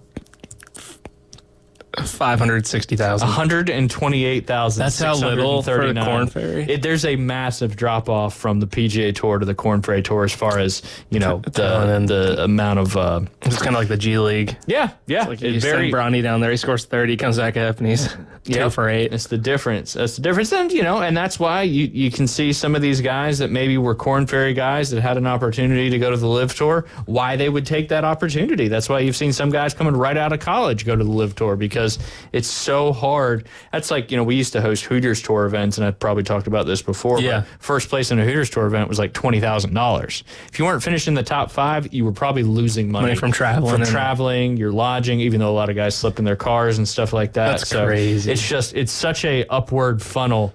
And that's why a lot of people chase that dream to make it to the tour. But even when you make it to the tour, it's still so hard to stay on that tour. And, obviously Doug's a good example of that. He's kind of bounced back and forth between tours, but he's played in 155 PGA Tour events, so he's no slouch when it comes to the PGA Tour. Do you think Smiley is jealous of all his boys being on the tour, or do you think he's content now? I think he found his his calling. And Smiley used to come down and practice at Bay Point all the time because his teacher Tony Ruggiero was his teacher at that time.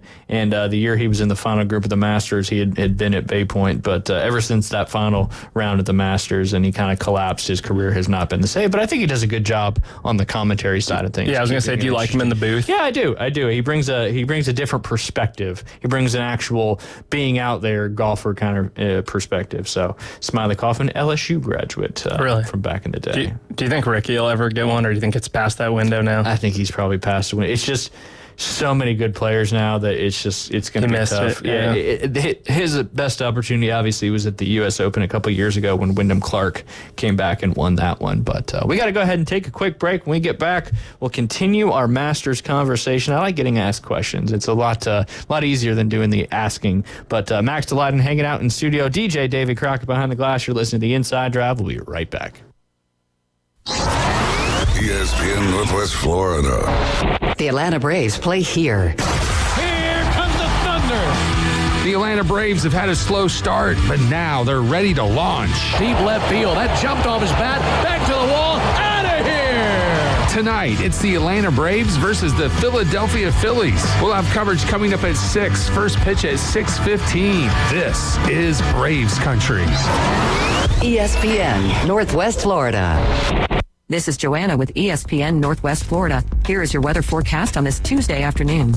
The rest of the day, sunshine and 70 with a moderate breeze around 13 miles per hour coming out of the north.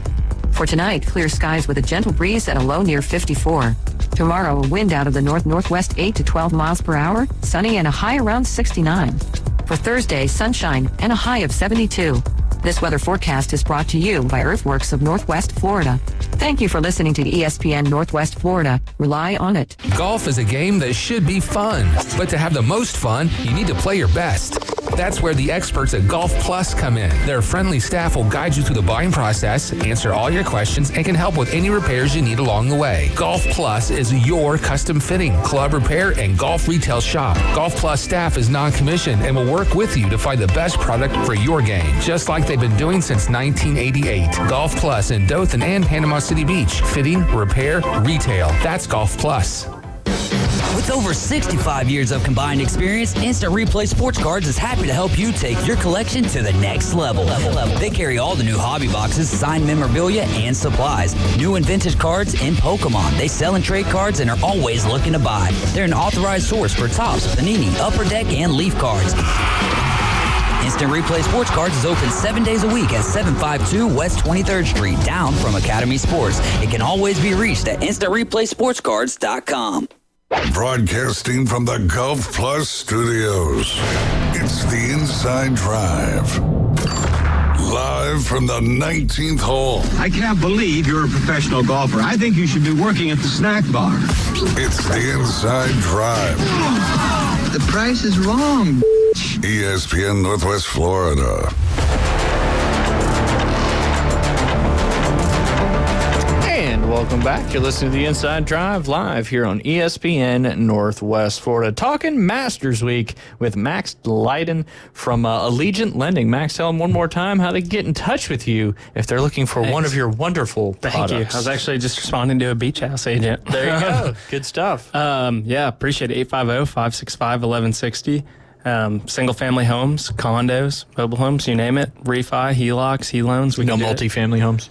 We can do multifamily, up to 4 units, sometimes up to 8 or 12. Just depends on the package. The multipliers. I know. We got a lot of duplexes on the East End. We have really good rates for duplexes, actually. But yeah, there's like a weird pocket of them on the East End of PCB. I don't know. There's a lot of stuff that goes down on the East End of PCB. That is an understatement. Seems like. Yes. But jumping right back into the Masters, some details about the actual playing surfaces that these guys will be on.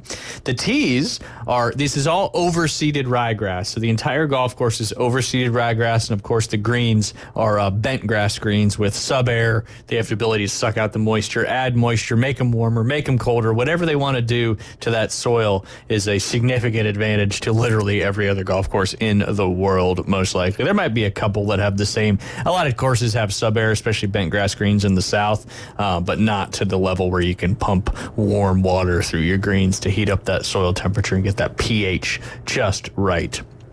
But the tees are cut at 5/16 of an inch. Those ryegrass tees are 5/16 of an inch. Your fairways, which is fairly common, most golf courses cut their fairways at 3/8 of an inch. Where Augusta National isn't like a lot of other golf courses, obviously the overseed is the amount of seed they use per acre is insane. But they don't really have rough. I mean, they do have what they consider a second cut, which is 1 3/8 inches. So, not hardly any rough at all. Still makes a difference because you can get some flyers. You lose the ability to spin the ball as much out of that second cut. But 1 3/8 inches is all that they have to deal with if they hit it a little awry there on the golf course, because the rest of the golf course is so challenging, especially the green complexes and all that. This might be a dumb question for you, but no what's dumb the questions biggest on the Inside Drive? No, there's dumb questions. What do you think the biggest strength to have at Augusta is? Being a good putter? Or I would actually say you're around the green. Your chipping and pitching is probably more paramount than putting, and putting's right up there close. But there's just so much false fronts, undulations around the surrounds of these greens, and a lot of these hole locations, like you literally cannot miss your landing spot or you'll not make that putt. So, and are you saying within like 30 yards or 100? No, like around the green. Just around the green. Okay, yeah. Okay. Just because if you ever hopefully get a chance to go and see those bad boys in person, it's insane to look at. Who do you think's the best on the tour at that right now then? And then who would you say is the most underrated at it? Because I know there's probably advanced metrics and stats. I mean, there's the statistics, and Fantasy Six Pack's got some great live statistics, but basically your strokes gained around the green would give you that. But Rory's got an unbelievable touch around the green, obviously Scheffler too, and then some of those underrated guys, guys that you want to look at this week, if you're jumping into some analytics, again, those strokes gained approach, strokes gained around the greens. Minwoo Lee is a guy I'm looking at this week who's got a really good touch around the greens and been playing well. But yeah, no, it's tough because they're so challenging and you have to be so creative. And a lot of times, going up high may not be the result. Sometimes you may have to bump it into a slope and hope you get the right bounce, but it can just get away from you so quickly out there. That's what makes it so tough. Who was mad at Minwoo Lee recently? Wasn't there one guy on the tour who was mad at him for his, I don't know what it was, his speed or something? Oh, he did. I know when he won his tournament, he did the old aim point with like a 1 foot putt. He was doing that more to be funny. Who was mad about it? I don't know. I don't know if that was what they were mad about. There might have been something else, but obviously slow. I think that's funny. Slow play is a big topic on the tour. But getting back just a couple more, the collars, which the difference between a collar and a surround. The collar is basically what you guys know as the fringe, the direct grass that abuts up to the green. Those are cut at 1/4 inch, so not very different from the greens that are cut at 1/8 of an inch. Ooh, why don't you tell? Sorry, I didn't mean to. No, you're good. The Nuggets fired their coach, Mike Malone. Breaking news. Wow. I don't know what's Is this a new trend now? Like, hey, you're a playoff team, possibly could win the NBA title. You're out of here. Yep. Sorry, back to Augusta. No, you're fine. That's good so breaking wild. news. That's 2 coaches in the last couple weeks that have been fired with playoff teams because Memphis fired their coach not too long ago. Green surrounds, which that's the area, all the false fronts, all the closely mown areas, as you'll hear the announcer calls. Those are cut at 5/16 of an inch, basically the same as the tees. So your golf ball can still move pretty good on that. And then your greens are double cut, usually at 1/8 of an inch. You think about how small that is. That's your height of your grass. And of course, they double cut, double roll to get those things going as fast as they possibly can. And the weather is going to be absolutely spectacular for the tournament coming up this week. So I would expect them to be trying to get the greens to roll pretty darn fast coming up this Masters tournament. Pretty fast. There you go. Some of the best Masters traditions out there. Obviously, tradition is a tradition unlike any other is their tagline. But the drive, chip, and putt, which we talked a little bit about yesterday, that's been a tradition now since 2013, where they bring 80 youngsters between ages 7 and 15, both boys and girls, to gather Augusta National for their 15 minutes of fame. And anybody can do that. You just got to go through a local, then a regional, and you could end up playing at Augusta National. It's just awesome that they do that for the kids. Obviously, the Augusta National Women's Amateur has become a tradition. They've played 6 of those now. The Champions Dinner, which is coming up this evening, has been a tradition going on for a long time. Started in 1952 with the 2-time Masters winner suggestion from winner Ben Hogan. The dinner is hosted by the previous year's champion, who also gets to pick the menu. Though diners are welcome to order from, though diners are also welcome to order from the club's usual menu if they choose. I had no idea about that. I thought you had to eat what they were cooking. I feel like that's kind of disrespectful if you don't get what... Right? And so... It's like going to another country and they offer you food and you don't eat it. Yeah. They're like, okay, that's disrespectful. Yep. I could see Bryson being like, I'm going to have what suits the diet. So speaking of the Champions Dinners, this year's champion, obviously last year's champion, Scotty Scheffler, his menu looks very, very similar to his one from a few years ago. Cheeseburger sliders served Scotty style, firecracker shrimp, Papa Chef's meatball and ravioli bites, Texas-style chili, wood-fired cowboy ribeyes, or blackened redfish served with family-style mac and cheese, jalapeno cream corn, soy-glazed Brussels sprouts, and chipotle lime roasted sweet potatoes, and a warm chocolate chip skillet cookie with vanilla bean ice cream. Sounds good. What would your Masters dinner? I wanted to ask you, but I was waiting until we got to more fun. Yeah. No, that's a good one. I may have to table that to the last segment just because I want to give a good answer. 2023 champion, and I remember saying this on the air when we first got into this because I can't pronounce a lot of this stuff because John Rahm had this menu. It was Ibericos, which is my favorite acorn-fed Iberian ham, cured pork loin, and then Idizabal con trufa negra, and that's Idizabal cheese, black truffle, which I love truffle, so that's probably pretty good. Tortilla de patatas, a Spanish omelet, onions confit, potatoes, and then croqueta de pollo, creamy chicken fritters with confit potatoes, and then ensalada de truxguro, that's bisque crab salad with potato, and then chuliton a la paella, that's bisque ribeye, tudula lettuce, piquillo peppers, and then he also had rodaballo al pilpil, which is turbat Navarra white asparagus. And then his dinner was mil hojas del crema y nata, that's a puff pastry cake served with custard and chantilly cream. And then Scotty Scheffler basically had the same menu in 2022. I'm sure that's exactly how John Rahm pronounces That's all this. exactly. It was spot on. I was just cracking up. It was spot on. But I think I did better. I've that had time most than- of those things. Have They're you? good, yeah. That's awesome. Yeah. That's awesome. But yeah. You should just do a big paella for him, right? Paella, Bring in a huge dish and just let everybody Throw go some at it. shrimp in there. Yeah, absolutely. Scheffler did pretty much the same a couple years ago, almost to a T. A little different soup with a tortilla soup in that one. Hideki Matsuyama, who was the 2021 champion, so this would have been the 2022 dinner. His menu featured 2 appetizers, assorted sushi and sashimi and nigiri and yakitori chicken skewers. The main dishes are miso glazed black cod with a dashi broth and a A5 Wagyu beef ribeye with mixed mushrooms and vegetables and Sancho Diakon Ponzu. I'm sure that that Wagyu beef ribeye was pretty spectacular. Maybe a Kobe beef ribeye. I don't know, but certainly good. I'm not going to go into too many. I'll go all the way into when Tiger Woods won in 2019. He planned to serve fajitas, sushi, sashimi, and then milkshakes for dessert. So obviously a big tradition is that Tuesday Champions Dinner. And then, of course, coming up tomorrow, the big course closes, and the patrons can head over to the short course, or the little courses they call it up there, for the Wednesday Par 3 contest. Starting in 1934, at the height of the Great Depression, the Masters was never guaranteed to be a success, and the club co-founder Clifford Roberts was constantly looking for ways to make the event more appealing to fans. Imagine that. Back in the 30s, they had to make it more appealing, and now it's one of the most sought-after tickets in any sporting event in the world. From long drive contests to trick shot shows and clinics conducted by top players of that day, Roberts always had in mind that the Wednesday of Masters Week should be about entertaining the fans ahead of the main event.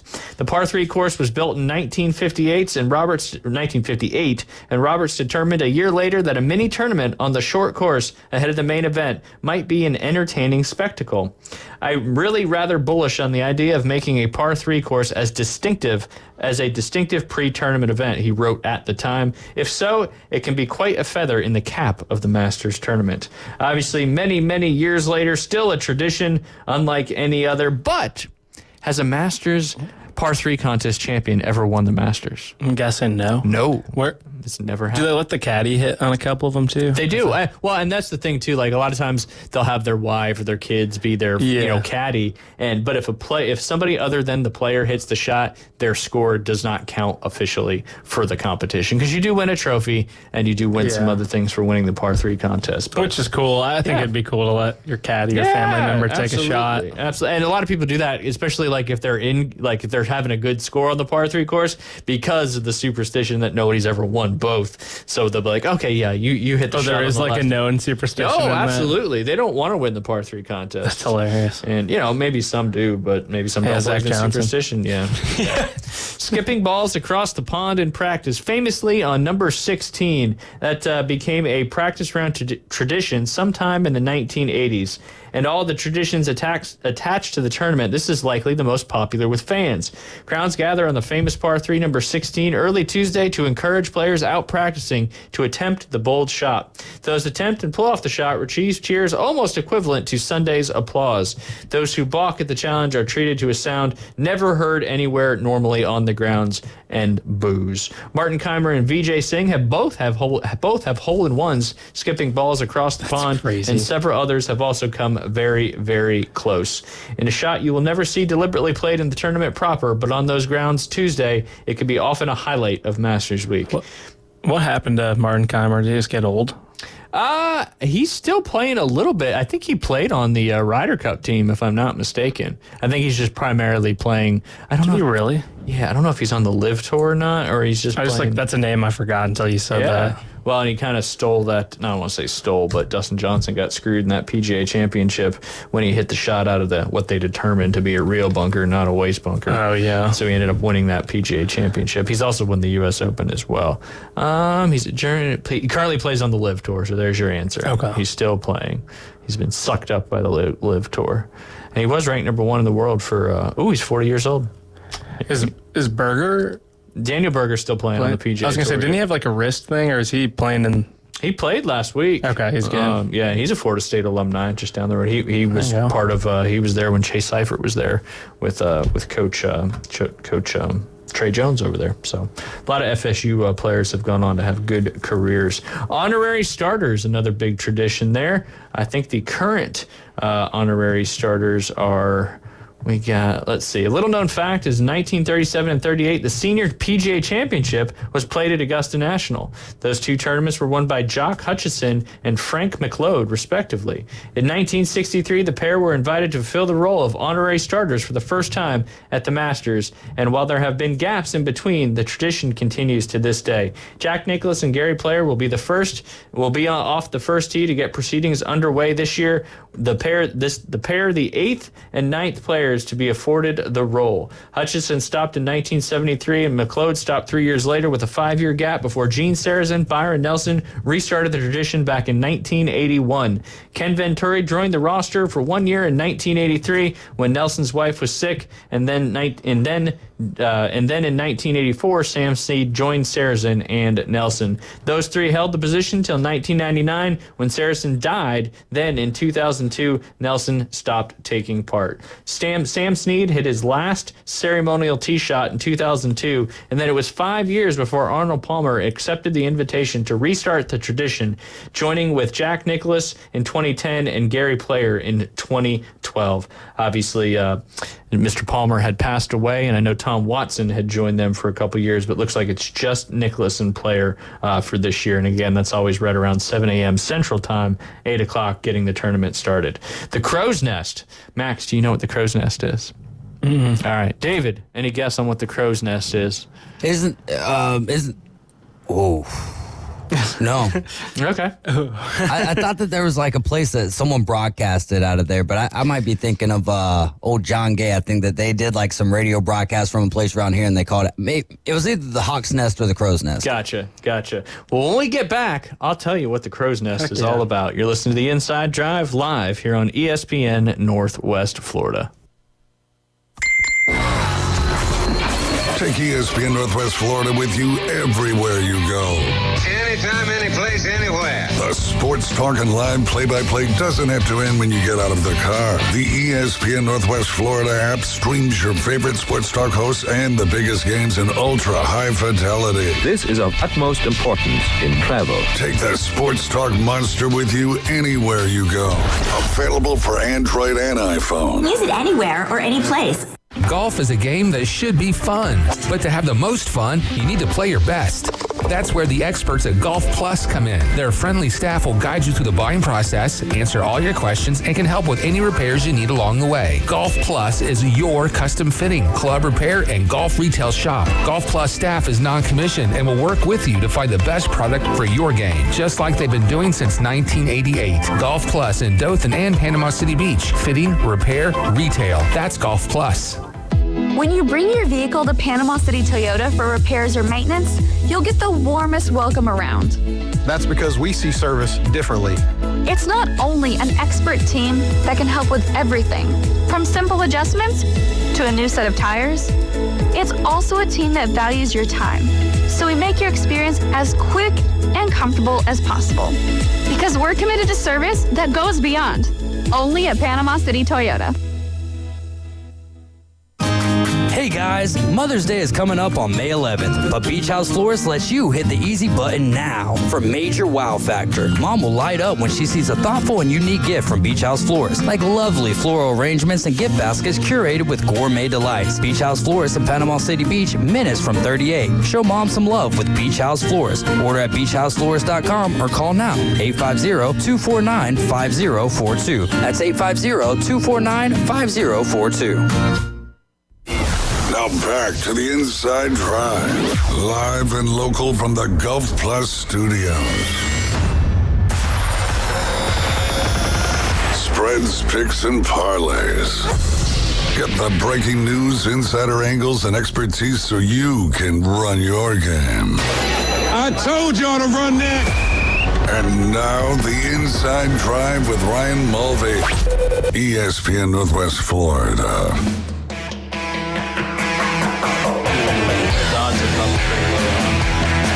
And welcome back. You're listening to the Inside Drive live here on ESPN Northwest Florida. Talking some betting in between the segments.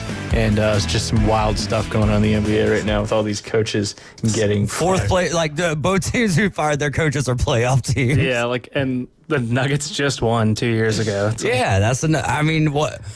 What player do we think could be the issue? Because it doesn't ever seem like Nikola Jokic and Malone have issues. I don't know, but I feel like it would have to be him or Jamal Murray who said something for it to hold weight. But I mean, not Maga Porter Jr. Yeah. Maybe he's got more clout than you think he does. That's true. You never know. He's like he's the annual trade bait. All right, Crow's Nest. Since yeah. neither one of you fine gentlemen knew that one, I really didn't expect you to know either. But Augusta National co-founder Bobby Jones is still considered the greatest amateur golfer in history, and it is fitting that the Masters pays homage to the non-professional each year. There are 6 places set aside for the Masters field each year for amateurs, but apart from the experience in playing one of the most prestigious tournaments in the world, there's another big bonus at Augusta National. The Crow's Nest. Sitting atop the Augusta National Clubhouse and accessed by a secret stairway located behind a hidden door, the Crow's Nest is reserved during Masters Week for those not playing for a check. It is the one room, the one spot at Augusta National that is off limits to everybody but amateurs. 2004 resident Brent Snedeker told U.S. Magazine Golf Digest in a feature story 5 years ago. It is our escape.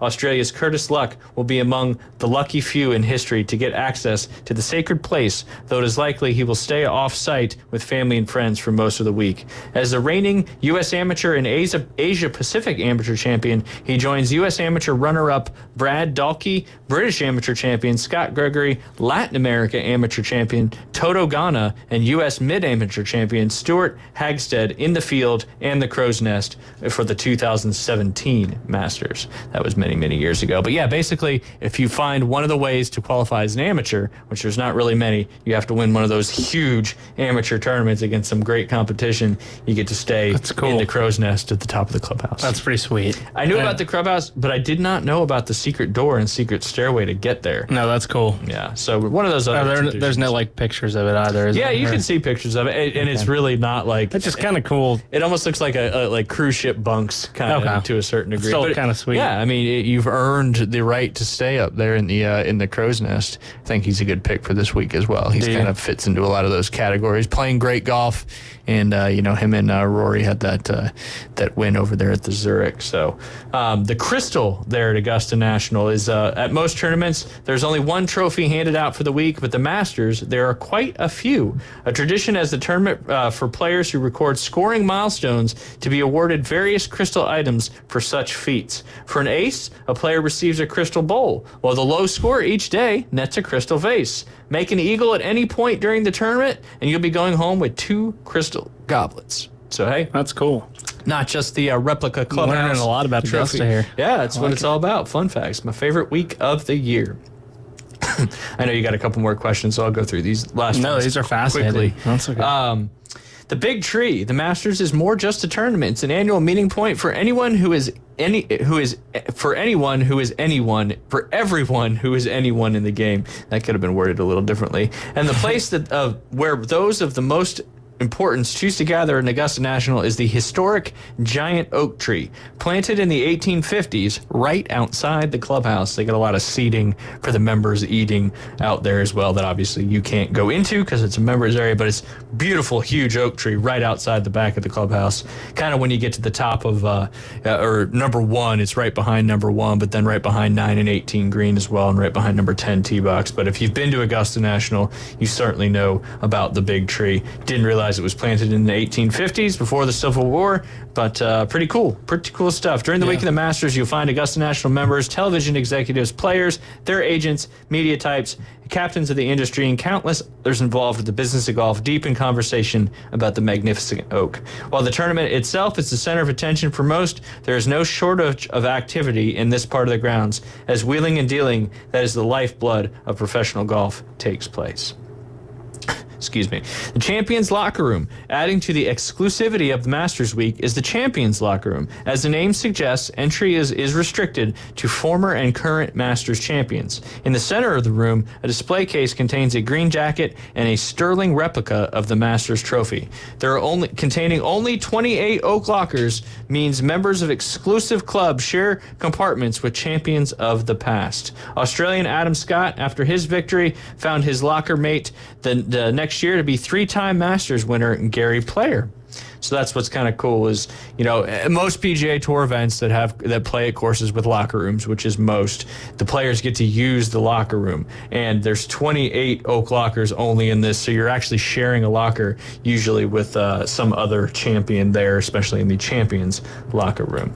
The green jacket, the ultimate Masters tradition, and even the one even non-golfers are familiar with, the famed green jacket awarded to the winner. While it seems the jacket has been part of the tournament forever, it was, in fact, first awarded in 1949, 15 years after the first Masters was ever played. Initially, the green jackets were only for Augusta National members and were worn during the tournament week so fans would know who to approach if they needed assistance. But in 1949, it was decided that the winner should also be awarded a jacket, which they were allowed to take home for 1 year before returning it to the club grounds. The first recipient, Sam Snead.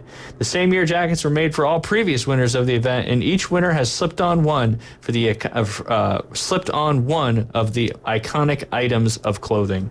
The green jacket's certainly a tradition, and what's cool about the green jacket's always the previous tournament winner putting the jacket on the new tournament winner. So there's quite a few traditions going on there at Augusta National. Of course, another tradition that I didn't mention that wasn't on this list was the fact that the prices of their concessions are always so low. I think we might have talked about that very briefly yesterday, but I know, Max, I think if I were going to do a dinner at Augusta National, some kind of really nice cut of meat, obviously, I'm pretty simple when it comes to sides, but love Brussels sprouts, probably cooked up in a really good way, and then just a baked potato. And I really like the cookie in the iron skillet with ice cream on top of it too. That's warm cookie. Yes, that's just, and you're talking about some of the best chefs in the world there at Augusta. It's gonna come out nice. Yeah, it's certainly going to be pretty good. But I bet they get excited too when they get like the challenge of like a new. Oh yeah, because there's been a lot of them, so you got to come up with something. Anything specific for you? Honestly, I really like Rams or Matsuyamas. I love like tapas food and sushi, so that'd be the route I'd go. Something, I guess, either of those are a little lighter, I think, than getting like a braised ribeye and all that stuff, sliders. So yeah, having a heavy meat meal before you gotta go walk 18 the next day at Augusta.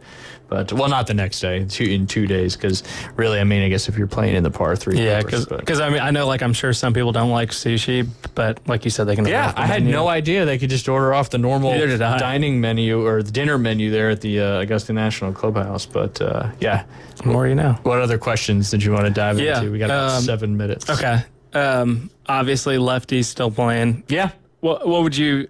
Like, do you think this is a good bet? I saw just like, random things on if you like different golfers. Yeah. Lefty to finish top 40 even. Ooh. I think he'll make the cut, and sometimes making the cut at Augusta is top 40. So yeah, I would give. He's played the golf course so many times. Yeah, if anybody knows that golf course, and Phil's such a great worker of the ball. I know he's not been playing a lot of golf recently, and he's kind of fading away from professional golf a little bit. But, he's a guy like Freddie Couples that, when I used to do Masters pools at a club many years ago, I'd always have Freddie in there because he'd at least make the cut. And when you do big pools, you got to have cut makers. So, I would give Phil a really good opportunity to, and Phil and Freddie are, Freddie kind of hates Phil, so because of the whole live situation. But anyway, I would give Phil a top 40 opportunity for sure. Okay, and then I was going to say, who's your favorite long shot? Ooh, to win long shot. How far long shot? Over like? Give me past the top 15 names. Okay. All right. Maybe 20. Let me see where a good cut line is here for. I've got all the odds up right now. Basically, I'd say anyone past like the Victor, Neiman tranche. I'd say. Okay.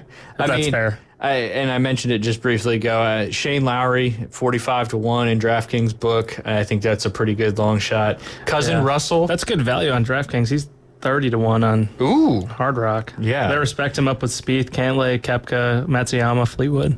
See, the 30-1 makes more sense for me. The DK book here. Any Val and Zalatoris?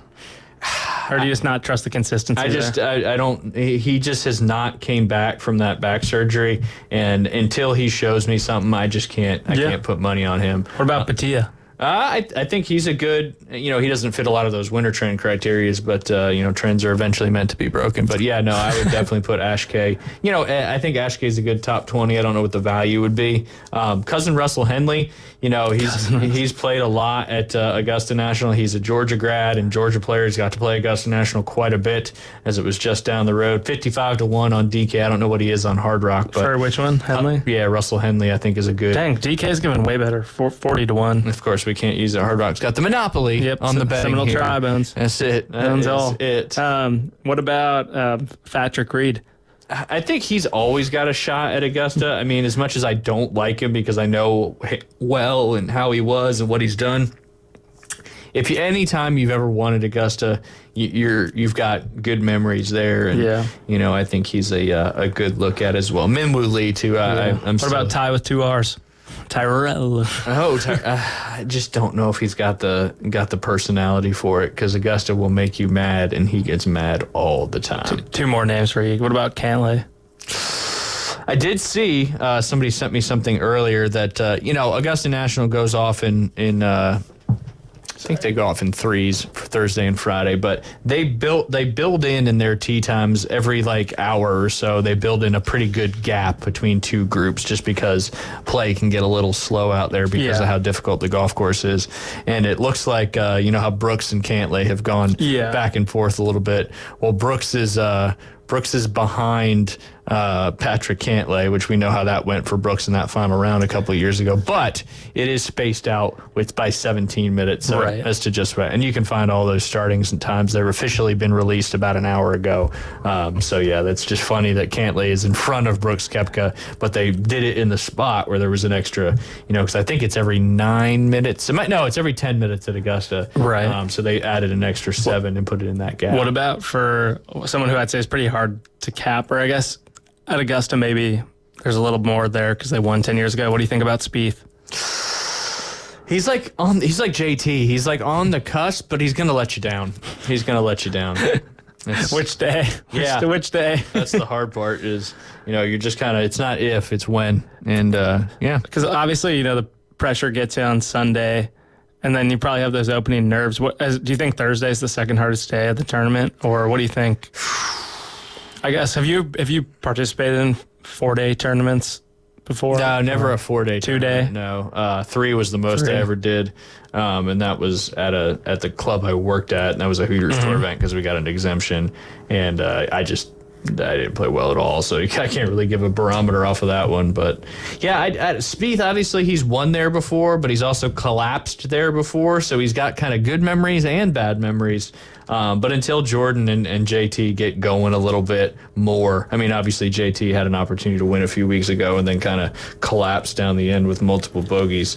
I feel like JT's got too much pressure to play well, especially at a place like Augusta, but we shall see. As someone who's been in these tournaments, is there any psyche to if the guy you're playing with is playing well, that you also are kind of pushing to play better? Or do you I think that's like any sport. If you play against people that are better than you, it's going to make you better. And I think Augusta, if you're playing with somebody who's hitting the ball well, you seeing other shots going well. I want to do that. Yeah, I mean I think that's very beneficial if you play with somebody that is playing good golf. Because that's what always impresses me on these guys, especially MLB, when you're playing 162 games and everyone around you stinks, and you're like Paul Skeens or Mike Trout, and you still put up those numbers, and you just know your team's not it. Yeah, you're just... you have to do that for almost half the year.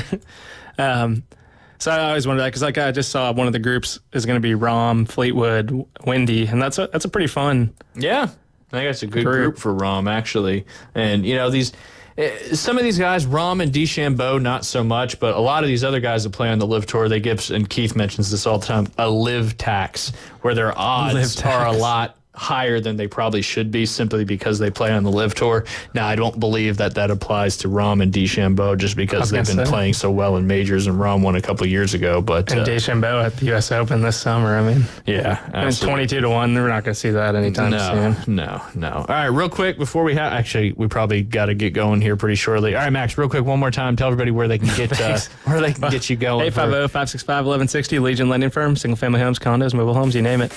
Even the old duplex. has got some good rates out and there. who's your pick officially for that top 5? Oh, at the buzzer. Rory? Oh man, He's 650. Ludwig Aubert. Ludwig Aubert? It's not fair. He's going to get top 5 this year. Maybe and if win? he doesn't, he might win. I don't know about winning. He kind of collapsed a little bit last year. But we got to go. Afternoon Underdogs coming up at 4. Sign up for our Masters Fantasy Challenge and win you a great prize package. We'll see you guys tomorrow.